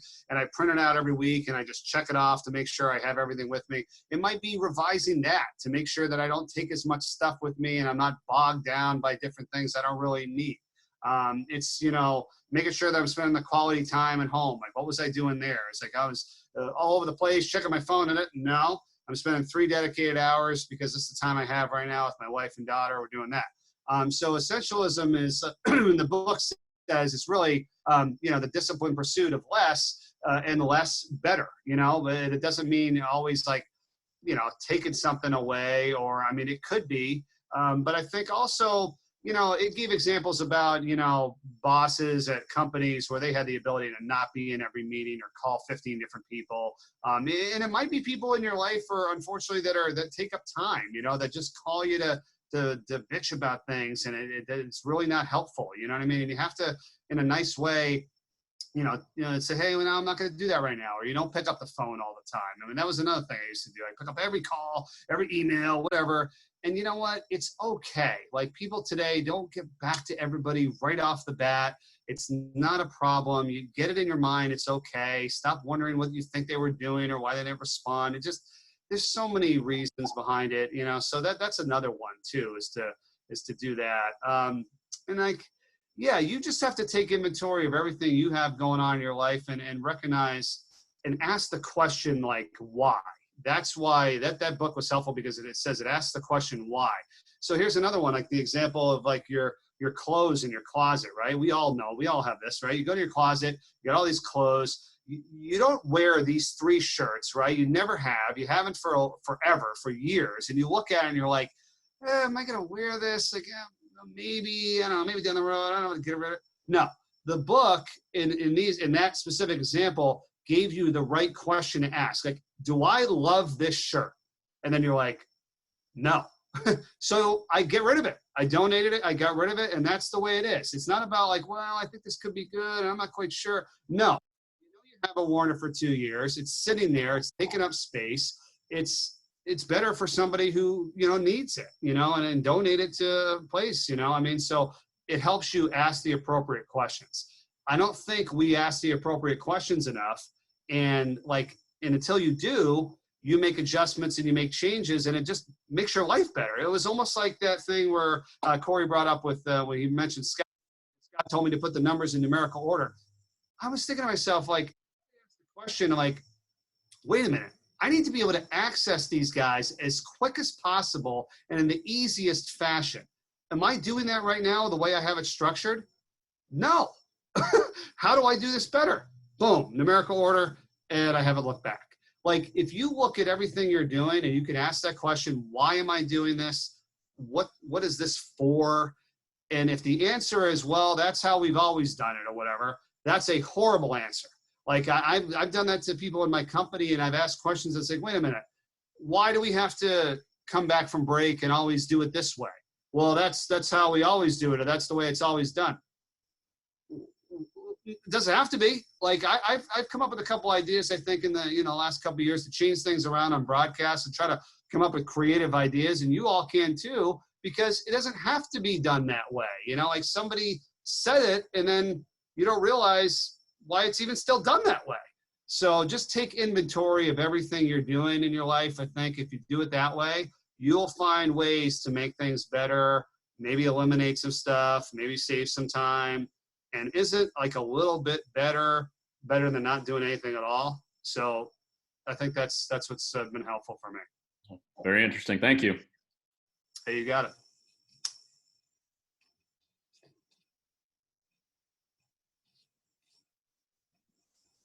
I think you're muted, Dave. Were you talking?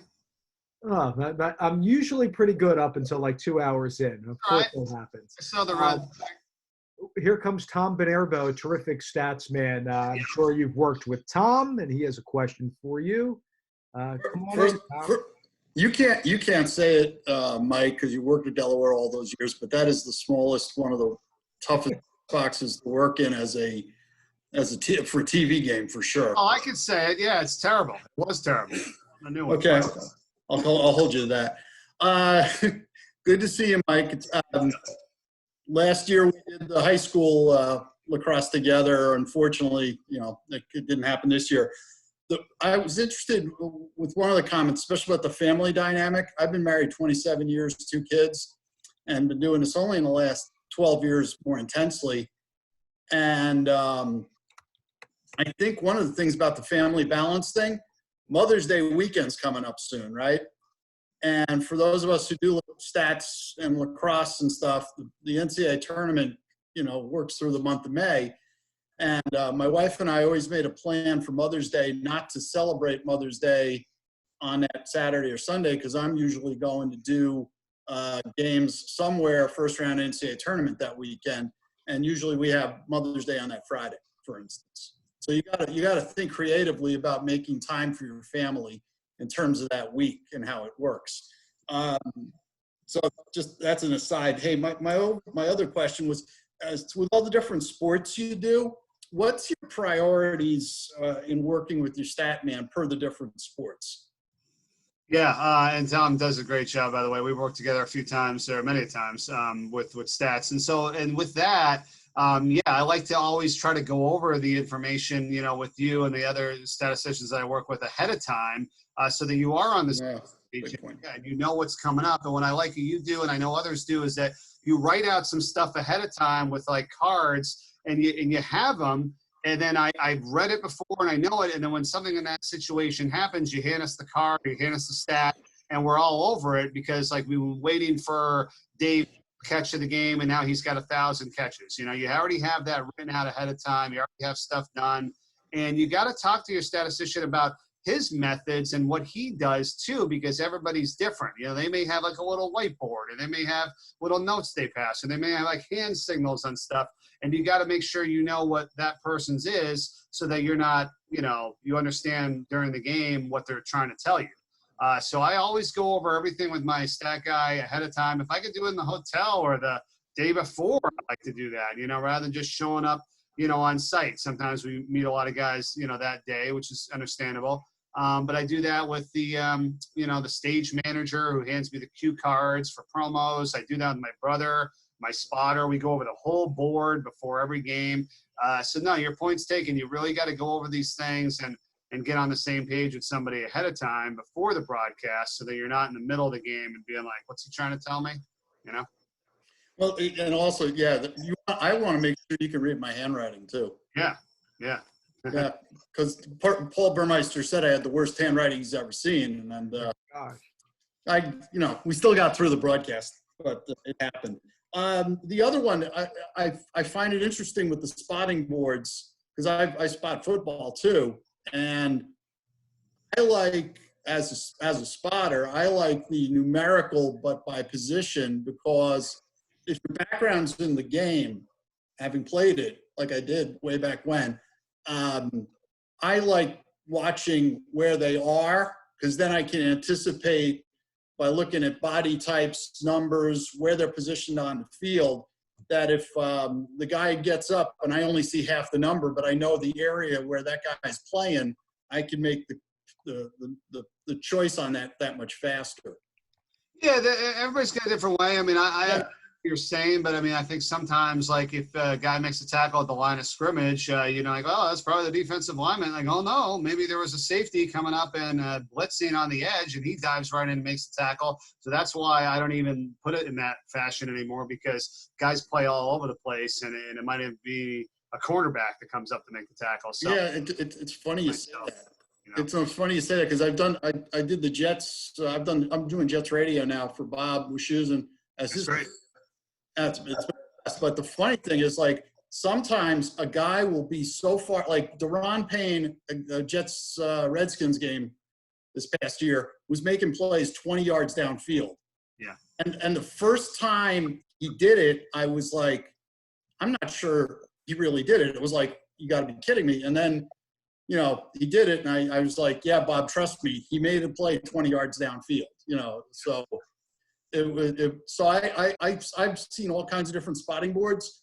I like that one, but you got to be versatile with it. And I do think numerical's terrific, especially in college games and in games where the team is like Army. I've done a bunch of Army over the years.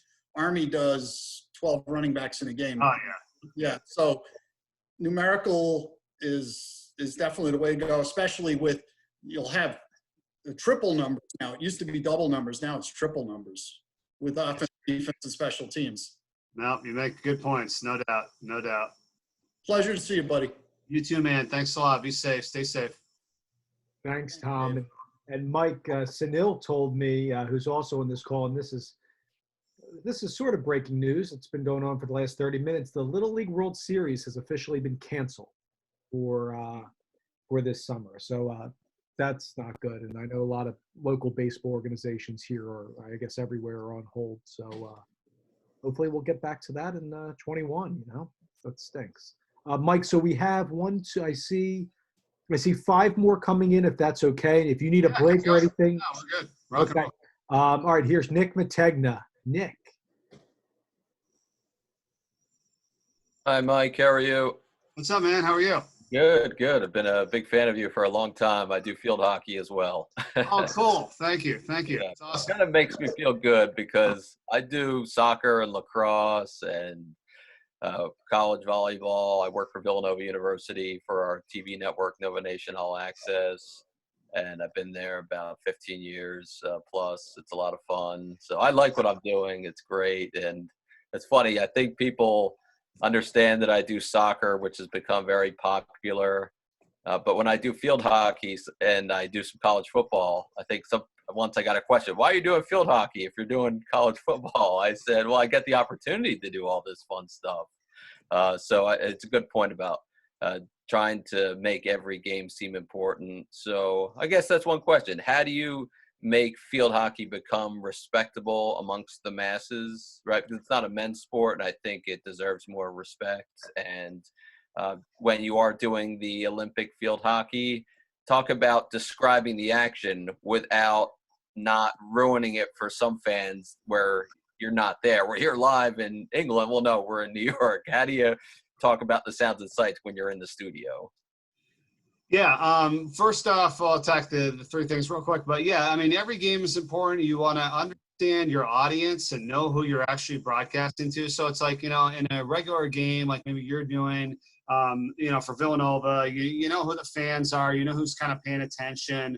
It's not, the Olympics are a little different. I mean, so like there, you could be a little bit more dialed in, maybe people a little more familiar with the rules or tactics or whatever, but you still have to teach a little bit on some of those, sports, and you don't want to do it in a way where it's not, making the people who already know, like, be like, I know, dude, like when I want to dump in a couple of things, that are rule wise, but I know the fact that most people that are watching this are lacrosse fans and they understand. So like in basketball, right? You would never go, oh, that's a double dribble. You can't dribble, pick up the ball and dribble it again. Like, you never say that. So, but in field hockey, when I was doing the Olympics, you have to understand the audience is completely different. It's going to be people who are very familiar with the sport. Then you got people who have a little bit of knowledge, but are just watching the Olympics. And then you're going to have some people who have known nothing about it, but they're like, hey, it's the Olympics, I'm going to watch it. So you do have to teach a little bit more and bring in the rules and stuff without, alienating the diehard fan. But that's always important, to do that. And you can do it in a way that doesn't say like, well, for those of you who don't know, like, you don't need to do that. You don't have to use that line. Every game is, like I said, is important for whatever audience, but to know the audience, I think, is sometimes important too. So you can tailor stories or information to them, and you appeal to who you think is watching. Yeah. And one other quick question. When you were doing the Olympics, let's stick with field hockey. How are you able to get your chats with the coaches and players? I assume just by phone, you were able to scout the opponent by what I go online and watch ESPN Plus for my college games. How are you able to scout all the different countries that you might be playing? Yeah, that's a good question. And it's a little tougher there. We had like a phone direct connect to the USA team, over there where they were playing. So we would talk to the players and coaches a couple times. We were really able to watch probably as much, film on the other teams as we could. I mean, it was very fast and furious. So in a perfect world, you'd probably watch some tape, obviously, on the team you have coming up, and, a lot more research. But I mean, there was times where we were like, called in at like all hours of the day and night. I mean, I remember a specific time, and it was, it's a funny story. I don't want to take up too much of this, but we were in New York when we were doing the Olympics, and we had like 2 days off, and you don't really get that. I mean, there was like a dark day of field hockey, and then there wasn't anything till later in the day. So I confirmed with them. I was like, okay, we were off, right? We have nothing going on. They're like, yep, no more games until Saturday at 2 or whatever. And it's like Thursday afternoon. I'm like, okay, great. Well, a few of my friends were in town, and we went out, we hung out, we went out in New York for the night, whatever. Everybody was out, every one of our crew members, and, I wasn't going crazy, but like it got back in kind of late, and it was like 2 a.m, and I went to bed, and I'm like, well, I don't have anything the next day, and, we'll have the whole day to relax and rest up. Took a break. 5 o'clock in the morning, my phone rings, and it's it's my analyst, and I'm like, oh, she's probably out, whatever, just goofing around. I'm not going to pick this up.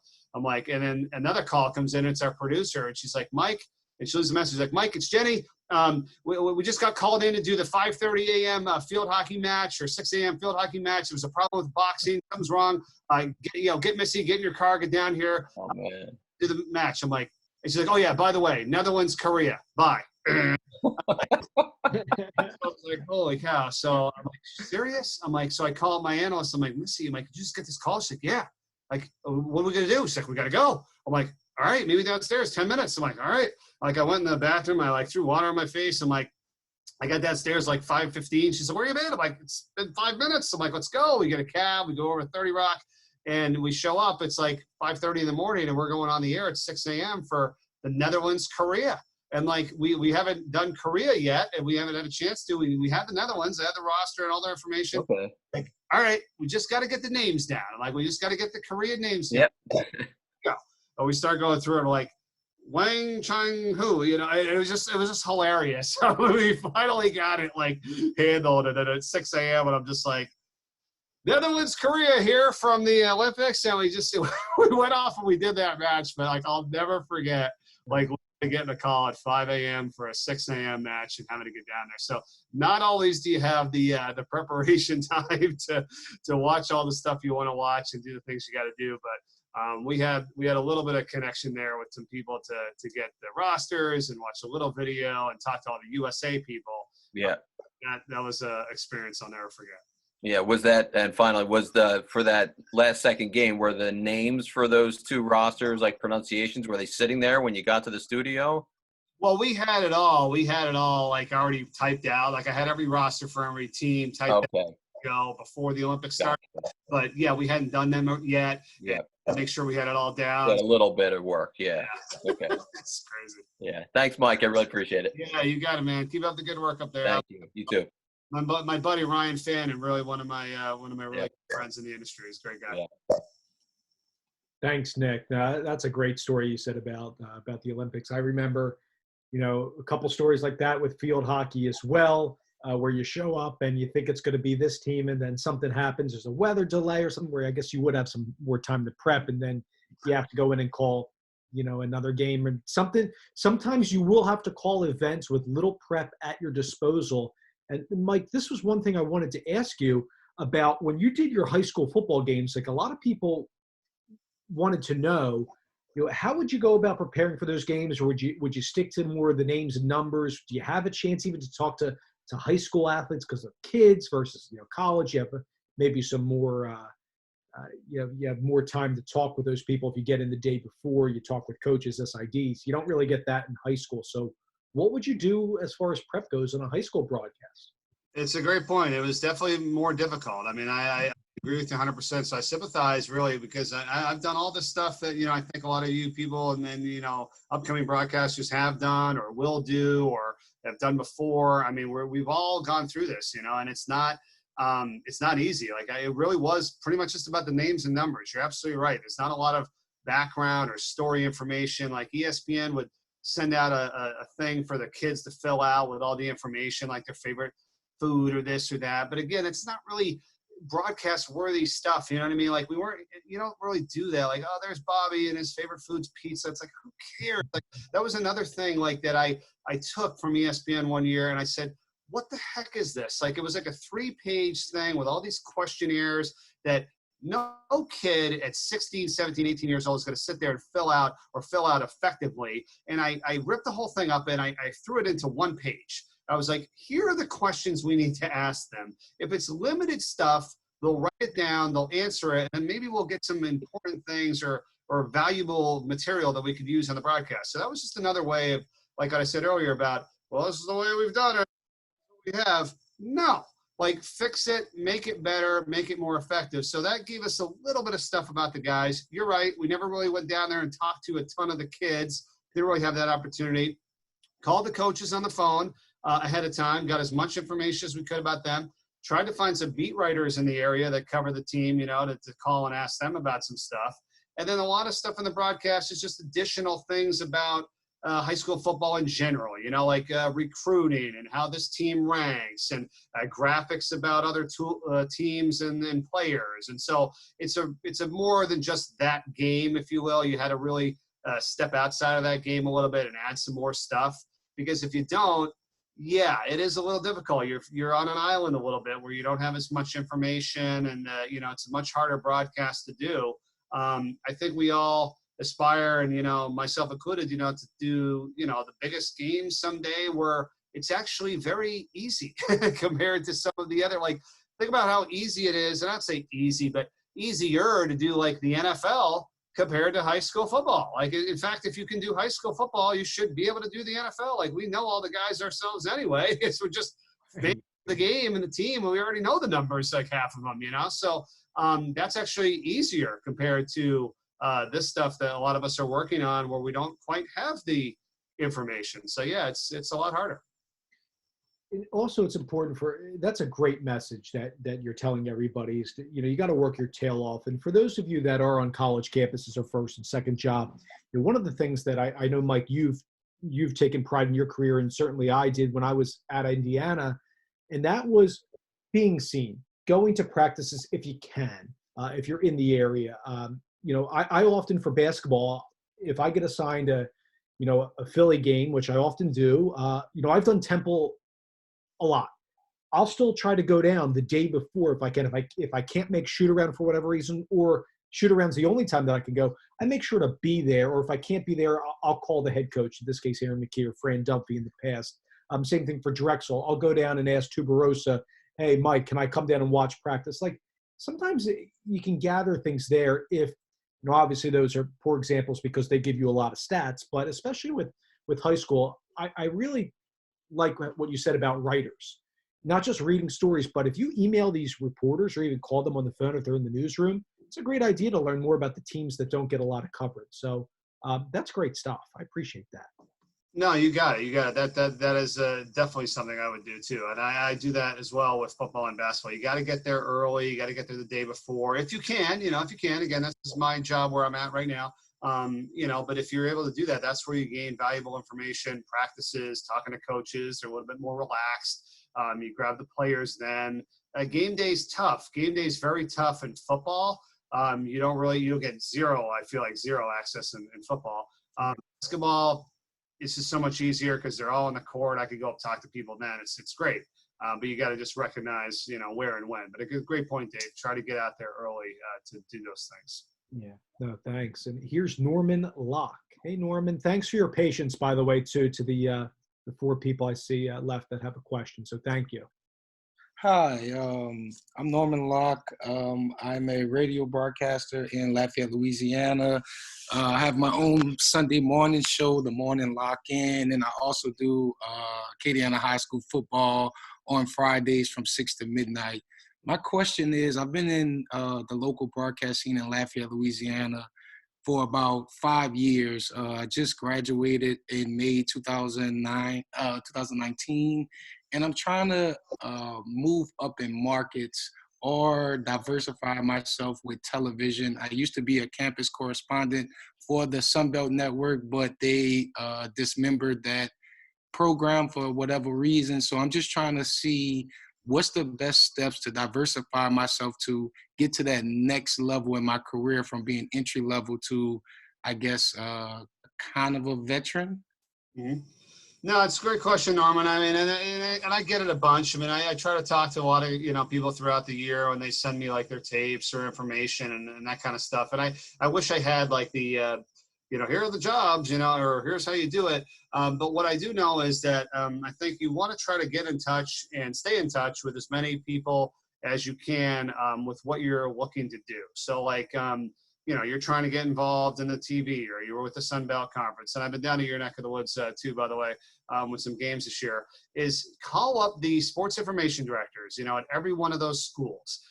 Ask them what's going on. Ask them if they might have any availability with their team network. Every team, every school now has like webcasting and does every game. And I've heard a bunch of you already with you're doing the volleyball and the softball and basketball and all these different access network channels from the school. Call them all up, ask what's going on there. See if there's any positions available. See if there's any networks or stations that do games there. That's what I did when I first got my job at Delaware. I called up all these different, sports information guys from like literally 100 schools that I thought I had a legitimate chance at, maybe going to get a position at. I thought Delaware was one of them, and I knew the guy because we played games down there on the student radio. So that's one thing. Do some research and some, reading on, how other people have done what they've done, and try to learn from them. All this we're able to gather and get together and share stories and ideas. I think that's invaluable too, like with the, ones you've already done with JP and McDonough and Harlan, listen to their, thoughts and what they do. I mean, and the more people you can talk to, whether it's people like us in the industry, producers, directors, the sports information people at all the schools, that's just going to help give you a little bit more of a network, a leg up, and, people that could be on your side and kind of help you out. And it takes a little bit of time, but if you continue to do it and stay on it, I think that's a way that can possibly open up some doors and some situations that you didn't even know existed because you talk to these people and then they give your name to Bob or you talk to Joe. Again, take some time. I know it's not a direct answer or solving the problem, but I think that's a way to do it, and I think that will help you grow the network and people that know you, and you can play your tape to them and all that kind of stuff. And then ultimately, I think it would work out in that fashion. All right, thank you so much. You got it. Thanks, Norman. Appreciate you coming on. I think this goes back to what I put on the first slide before introducing Mike. You have to come up with ways to network without asking people for work. And I think it's establishing what Mike's talking about, that relationship, that contact. When you're talking to SIDs, yes, those would be appropriate people to maybe say, hey, are there webcasts? Are there games that you guys are doing in-house where you might need somebody? I live 30 to an hour away from your specific school. Another thing just to consider for everybody, Mike, I don't know if you'll agree with this or not, but is to ask somebody if they have a connection in the business that may be able to help you out. Not necessarily say, hey, Don's going to give you a job, but I would say to Mike, hey, is there somebody else I could talk to about this? And let them be the ones to say, yeah, I might have some for you, or nah, there's not really nothing going on at this time. It's just something to think about, Norman and others on there that you might want to consider when you guys are networking with people. So here is John. Thanks, Norman, for the question. And here is John Gross.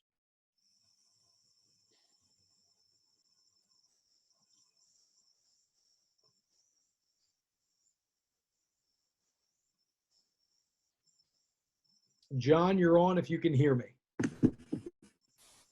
Hey, Mike, thank you so much for doing this. I really enjoy watching your broadcasts, and I've learned a lot from this discussion, too. I'm currently in my first job. Can you hear me, Dave? Yes. We got you. Dave, you hear me? Yes.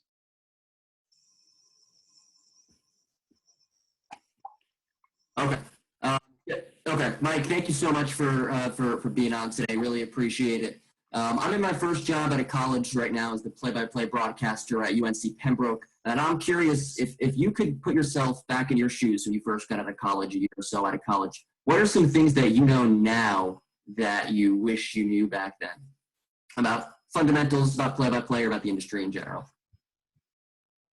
Yeah, I mean, that's, again, I'm going to try to keep it brief here because I know I want to get to all these questions. I mean, it's, there's so much. I mean, there's just, from the preparation standpoint is the first one.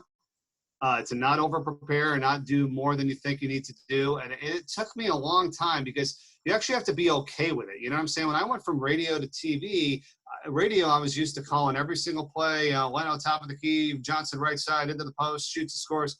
Like, you don't do that on TV. So it took me a while to actually be okay with and understand that in this fashion, we don't need to say every little thing, or we don't need to comment after time, or we don't need to, and I learned so much. I mean, and I know I'm doing it right now because I'm just trying to get a lot out, but I mean, speaking too fast, not pronouncing things well, saying too much, preparing too much. I mean, there's a lot of things you're hearing me say about being too much. I mean, people want a little less. I mean, right? What are we doing nowadays? We're on our phone, we're doing this, we're watching the TV, we're checking out this. Our attention's all over the place, So, I would think that would be something to really be cognizant of doing a little less, just kind of trimming things down a little bit. There's so much. I mean, I wouldn't get into every little detail about like actually broadcasting and how I feel like I've changed there, because it's just, that's been something that's happened over time. I've actually worked with a voice coach before, a couple of years ago. Huge thing for me, and I would recommend it to you guys too. Because what happens is when somebody else tells you something and you see it from a different perspective, that's when you actually decide to maybe make a change or figure out that the way you're doing it isn't possibly the best way or the only way. But until somebody else shows you that or you hear it, that's invaluable. I mean, I learned a ton from this person, and also like recording conversations, to be honest with you, or emails. Like now when I write an email, I try to be very brief in my email. Like, let's think about it. How many times have you get an email from somebody that's like 78 paragraphs long and you're like, oh God, I'm going to read this whole fucking thing. And you don't. And so conversely, you should never be writing an email that is that long with everything, because somebody else is going to want to read that whole thing. So now it just starts triggering things in my mind. Like, wait a minute, let me be more effective with my communication. And then I catch myself. I was like, I'll be writing something and go, hey, I just wanted to write it to ask you about how you think. Hey, Dave, how do you think about blank? And it's like, look at what I just eliminated there, a bunch of junk, and it's the same thing that I've done on TV a little bit too. Hey, well, we were talking with Coach Dave Leno yesterday about the whole thing. Dave Leno told me yesterday, we got to be better efficient with the football, So economy of words, cutting things out. In today's world of, everybody's mind is elsewhere and we have a million things going on, you got to be more efficient. And even back then when we didn't have as much going on or whatever, blah, blah, blah, it still would have been better to be more efficient. So if I could tell you that now, yeah, I wish I was like that back then, but you only would have known, from growing. But that's a great question. And for someone like yourself that's young, it's just getting going, hit that up now. Now now you can be, better on point, and it won't take you 10 years, to figure that out. So, I mean, that's a big one. And the other one that I wanted to bring up, and I talked to Dave about this today, and I won't, show you the whole thing. I mean, I just give you an idea. This one, I wish I started doing this a long time ago. And I'm talking about, anybody you meet and talk to and actually know as a friend and care about, they're people. It's about them. They have a life. They have family. They have, personality. Like my boss at work, oh, it's just my boss. No.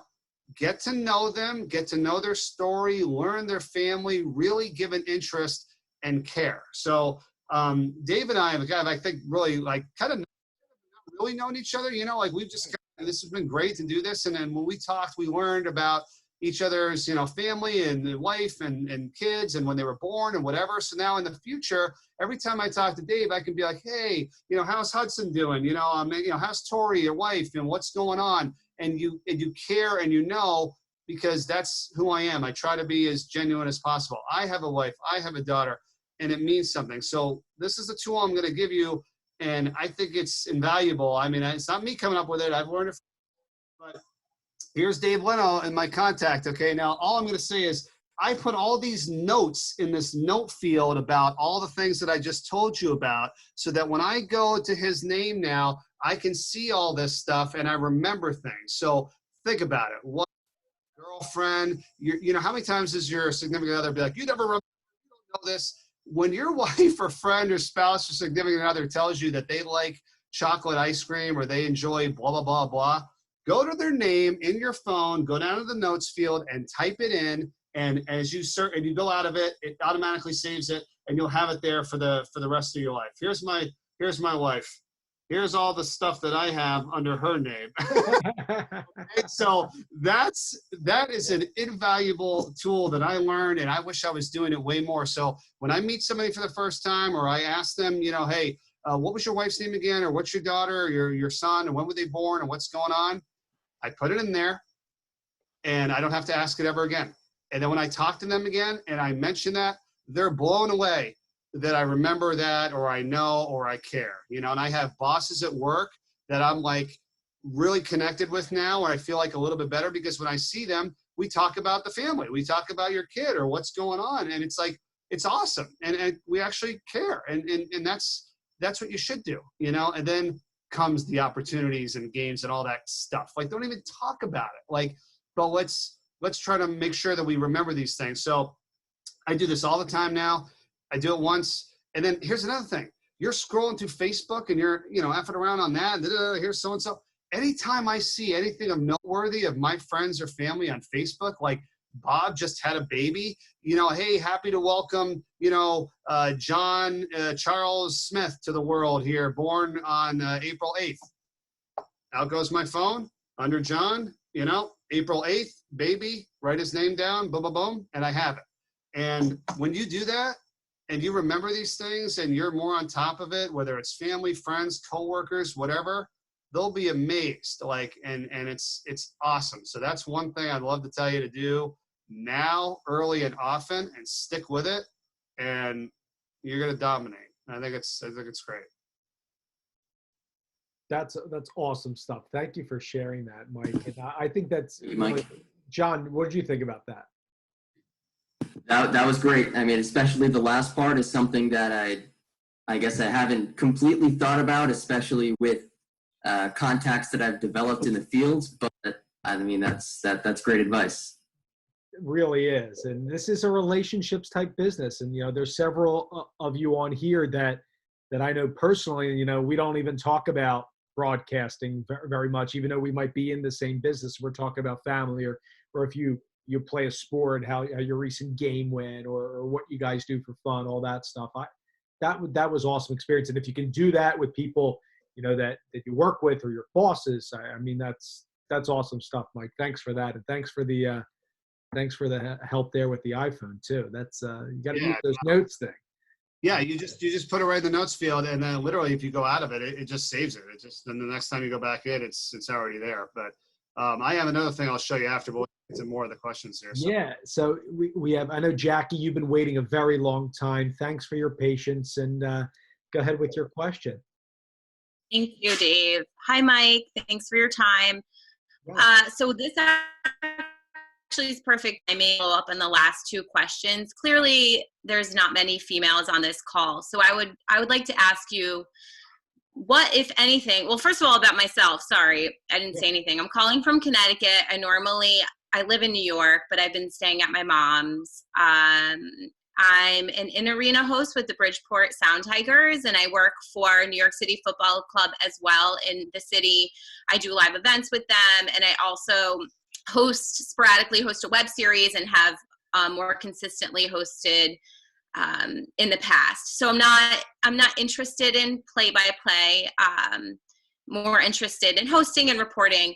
Anyway, so what would be your advice, if anything, if you would change anything or add on anything for a female who's looking to advance or, figure out her career and how to take it from there? Yeah, absolutely. And thanks, Jackie. And this is perfect. I have a ton of respect for a lot of the females in our industry, and I've worked with a bunch of them, and I get excited when I finally get a chance to, do that. And I'm talking that because we have a lot of our females on ESPN, sideline reporters and hosts and that kind of stuff. And when I get to some of the bigger games, I finally get to work with them.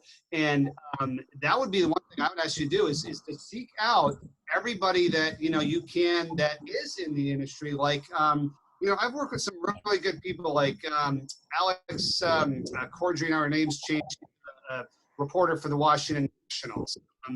Lauren Sisler, who's another reporter with us on ESPN. She's getting married. She's done some games with us too. Allison Williams, another great sideline reporter that I've worked with. Like, I think if you can get on with them, follow them on Twitter, Facebook, get their information, send them a message. I mean, learn from them and ask them so you can get as many different stories and paths to their success for the females in the industry, because that's huge. I'm very familiar with what they did or how they got to certain points. But if you do ask them, they'll be able to tell you, and then it gives you a leg up because, again, as you said, there's not as many, but there's no reason why that is the case. It's just you try to get in touch with them and find out a little bit about what they do and how they got to their certain points, because, those are all great people. They all do a good job, and I've worked with a bunch of them. I mean, I think, when we get done with all this, Dave, however it's the people that have been on, but, again, I'm happy to share whatever I can for information, boards or people to get in contact with that can help you guys within reason and specifically. But I would do that. I try to reach out and find out as much as you can about them and what they do. Similarly, the way I've asked others here to develop your network and learn and grow. Does that help you a little bit there? Have you talked to others about that, or has that been something you haven't really tapped into as much yet? No, yeah, I definitely have. I'm very big on networking, and I know Dave and I recently connected, and we have messaged a lot back and forth, and networking is so big. And I think I follow mostly everybody that you've mentioned, and I think that's great advice. I didn't know if, as a male perspective, if you had anything else to add, which obviously you've said so many great things to help us along our way. So I appreciate that. But yeah, thank you so much. No, you got it. I would add this about, I think as a host, to find to watch as much tape as you can on other people as well, and see and pick apart what you like and don't like. And I think we sit there and we hear a lot of the same questions and hey, tell me about this, or talk about your feeling, or what does this moment feel like? And sometimes I keep seeing that stuff and I get irritated. I'm like, man, is there anything else I could ask, or another way to say this, right? You see it all the time, and you're like, I don't understand. I'm like, there's got to be another way. I met Leslie Visser, one of the all-time greats, way back at the Olympics, and I remember her kind of telling me what she did with her interviews, and now I remember it, and it's something that you almost don't want to do now, So things change, So it changes so much, but I kind of do that. I'd watch that a little bit and see if you can come up with a different way, either ask the question or another way to generate a different answer, other than everybody always does it. You know what I mean? Exactly. No, I feel the same way. I've actually been working with Jill Montgomery. I'm not sure if you're familiar with her. She has been so helpful so far. What she has told me and taught me is so many things, exactly what you just said, that are so obvious. Right. But it's mind blown when it comes from somebody else, so I completely agree with what you're saying about the questions and everything. So thank you so much. No, you're welcome. Thank you. And and for everybody, really, get your tape and your stuff and what you do reviewed by as many different people as you can, and take a little bit from each one on what they say. Don't be offended. I would welcome comments and criticism all the time with my stuff. And I always make a joke. I go, I got my mom and dad to tell me I'm good. You know what I mean? Like, they're always like, oh, great job tonight. Great job. You know, what are they going to say? Like, you know, Mike, you're terrible tonight on the air. No, they're not. I want to hear from the people that can pick apart certain things I'm doing to get me to look at it a different way. Like, my wife is like, she's not even a real big sports fan. I almost thought initially, I was like, is this going to be okay? And I'm like, yeah, you know, it's great. She's the best, but she's not a huge sports person, but she'll watch my games. And what did she tell me? Some advice. She's like, you said like 11 times during that last broadcast. I'm like, okay. And, you know, I was like, she's right. I'm like, we have the same vocabulary. We're not varying our vocabulary enough. You know what I'm saying? So I made it a point of emphasis on the next few broadcasts I did, and I brought a card written out with some other, you know, words and phrases so that I didn't say great all the time. Now, did I say great a couple of times during the broadcast? Sure. But is it better to say great 3 times than 11 times? Absolutely. And now when I go into games, I'm like, oh, solid play by Johnson, special play by Billy. Oh, that's a nice move by, you know, so-and-so. And I learned something, and now it's like I don't have to think about it. And so that's one other advice I want to give everybody. Don't go out there and try to force and fix 12 things all at once. You got to pick 1 or 2 or a couple, right? It's like golf. You just got a golf lesson, right? You're going to go out there on the course, and you're going to be like, okay, hands down, do this, look straight, keep your arms back, turn, whatever. And then your ball's going into the woods.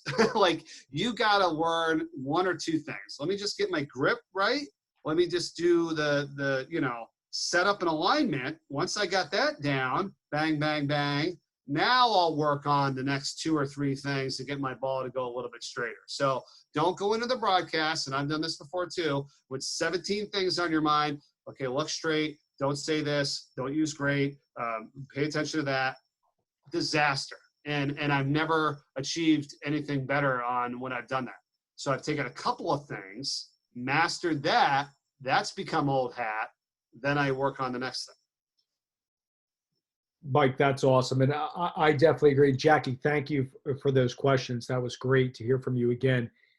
And I would recommend that to others too, is that try to work on 1 or 2 things on your next call, not a litany of 10 to 15. I was actually just trying to look for it in my bag. I couldn't find it, but a little sheet, I put it on a little index card, like a 3x5 reminders. If I'm doing pre-half post of the Union game, I'll put something as simple as smile more. You know, stay relaxed. Don't be a stiff.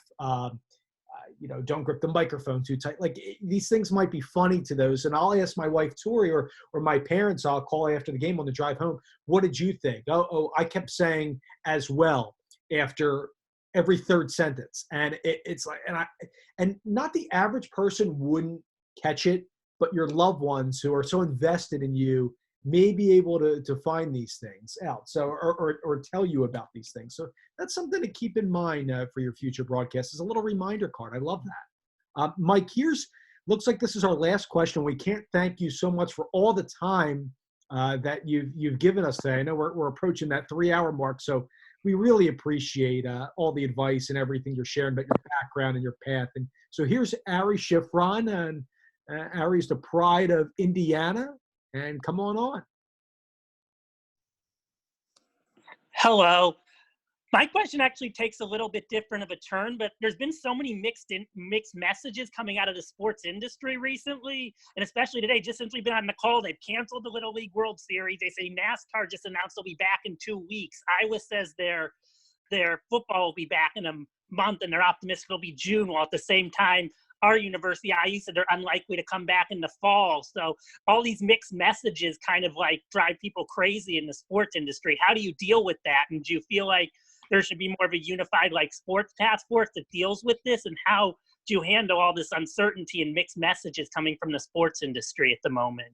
Yeah, it's a great question, man. I'm with you. We're all dealing with it, and it's not just, you know, sports. It's anything, right? I mean, it's like one day there's this, one day there's that. I mean, in early March, you know, I mean, I was at the American Athletic Conference tournament in Fort Worth, Texas, and you know, things were coming down, and we were gonna still do the games. Everything was gonna be fine. Then we were gonna do the games without fans. Then we were gonna do whatever, and then next thing you know, it was off, you know. And then that's how fast everything changed. We all know that. And now, the same thing's kind of happening, right? So, but here's the thing. We talked about this, I think, at the beginning of the whole session. You only know what you know right now, right? I mean, what happens in a week when all of a sudden some other great news comes out about the vaccine, or in 2 weeks when the cases go down a little bit, or in a month when all of a sudden things start to become a little bit better and, we can start to open things up again. And we're, try not to take everything for literally what it says right now at this instant. And then, I hear this all over the place. Everybody thinks they know what the answers are, right? Oh, this guy says this is going to happen. This doctor said this. Like, everybody just calm down. Honestly, it stinks. I know we got to go through all this, but like in the words of Aaron Rodgers, the Packers said RELAX. Like, just relax. Like we don't know. We don't know. And we're going to keep the positive mindset, and then we're going to hope that things are going to get better, and they will. And then we'll see what happens after that. Like, because right now, like you just said, oh, Little League's canceled. This is canceled. Like, somebody told me, they're like, oh, we don't know if the Olympics are even going to happen next year. I was like, whoa. We haven't even got to May yet. Let's get through May, see what happens in June. Maybe baseball's back playing again. Maybe football started up again, less fans, blah, blah, blah, blah, blah. Oh, maybe there's a vaccine at the end of the year. Oh, and what do you know? The Olympics are playing next summer. You know what I mean? It's like everybody just needs to, I know this is hard to say because everybody's dealing with something different, and I don't mean to be like that, but you just got to relax, calm down. Don't take every little bit of information that comes out today as if that's going to be what's going to happen. I liked what Adam Silver kind of did at the NBA at the beginning. He just said, hey, we're postponed until further notice, or we're going to wait and see what happens. Thank you. Intelligent, very smart. Now, I don't disagree with some of the measures that have taken place where they're like, nope, this is canceled, nothing till, November. Okay, if that's what they got to do, that's what they got to do. But I'm under the impression of until further notice right now, until we see what happens, until we, hope that the good news, which is going to come, it's going to come. We just don't know when. And then things are going to turn around and it's going to change. So that's the mindset that I'm trying to have. I love to pass it on to as many people as I can, given all that you're dealing with. I know it's not easy, but this is truly the one day at a time mentality that everybody's always told us our whole life that we're like, yeah.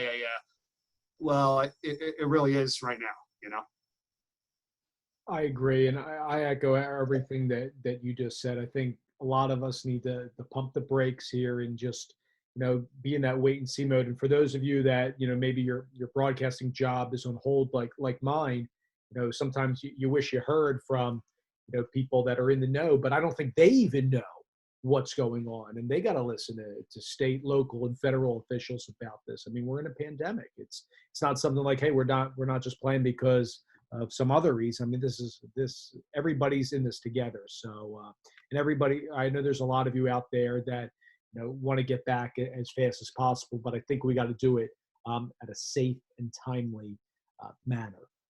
Mike, with that, I can't thank you enough for being on here close to 3 hours. This has been it's no problem, man. I love doing this. Like like I said, I think you don't ever want to forget where you came from. You know what I mean? It's like I got started. I was very fortunate. I'm 21 years old and I'm getting a job. It's like I'm never going to forget the people that helped me along the way. I try to do this a lot with people throughout the year. I get a lot of emails, requests, listen to my tape, do this, do that. And I'm happy to do it because people did that for me, and it's not an act. It's not, just like whatever. No, it's really genuine. Let's think about how many people that we are, that are our bosses, right? And then, God forbid, or unfortunately, whatever, they're not in that position anymore and they don't have a job and now they're asking us for help. You know what I mean? Or somebody who was the intern but underneath us or was working for us that is now our boss or whatever. You know what I'm saying? So it happens all the time. So you got to treat everybody with as much respect, as possible, no matter who they are, where they are, when they are, because you never know how it all comes back around. And I like to kind of tell everybody, and I've said this to you, Dave, and a lot of my broadcast friends too, is that, we're all in this together. Like, I mean, just like with what's going on right now in the world. I mean, there's plenty of games to go around. There's enough stuff to happen. If we could focus on what we need to do to be better and make ourselves and our life the best possible, then it's going to be okay. You know what I mean? It's like, and try not to really worry about everybody else.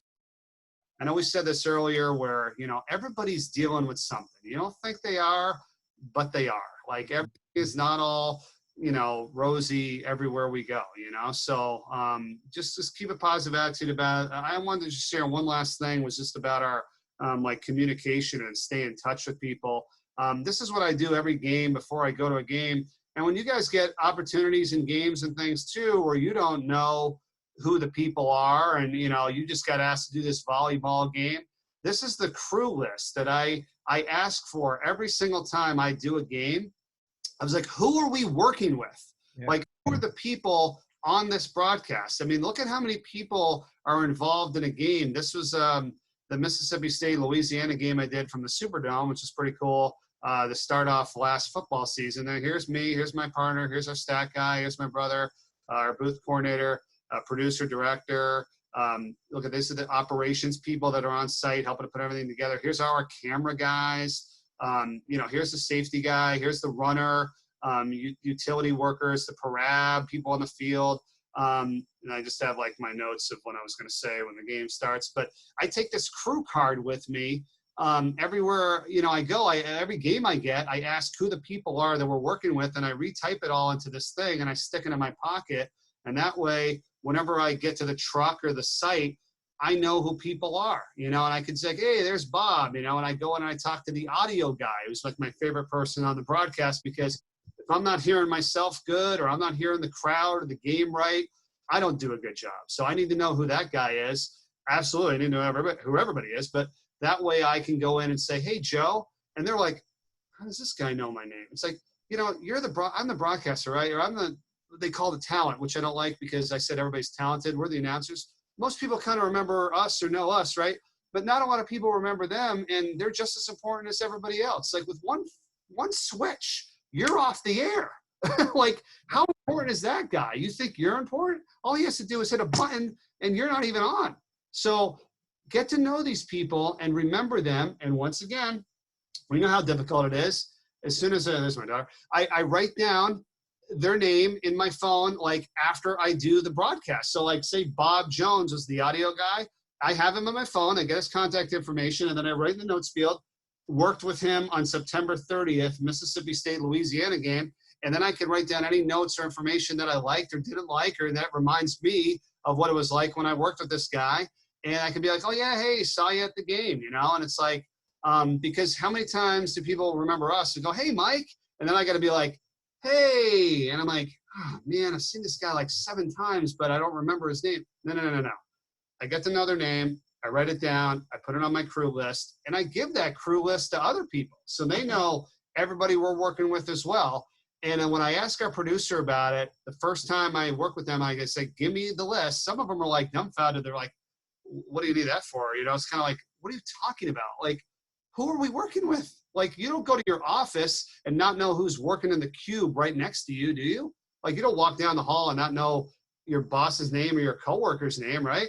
It's the same thing. And you got to be more diligent and work harder at it, because you're thrown into a situation where you don't know anybody and you don't even know some of these people. So that's a big one for me. Like, whatever game I do, that's the first thing I ask for, is the crew list. Who are we working with? So I know who's there and I can call them by name, and we get to know these people.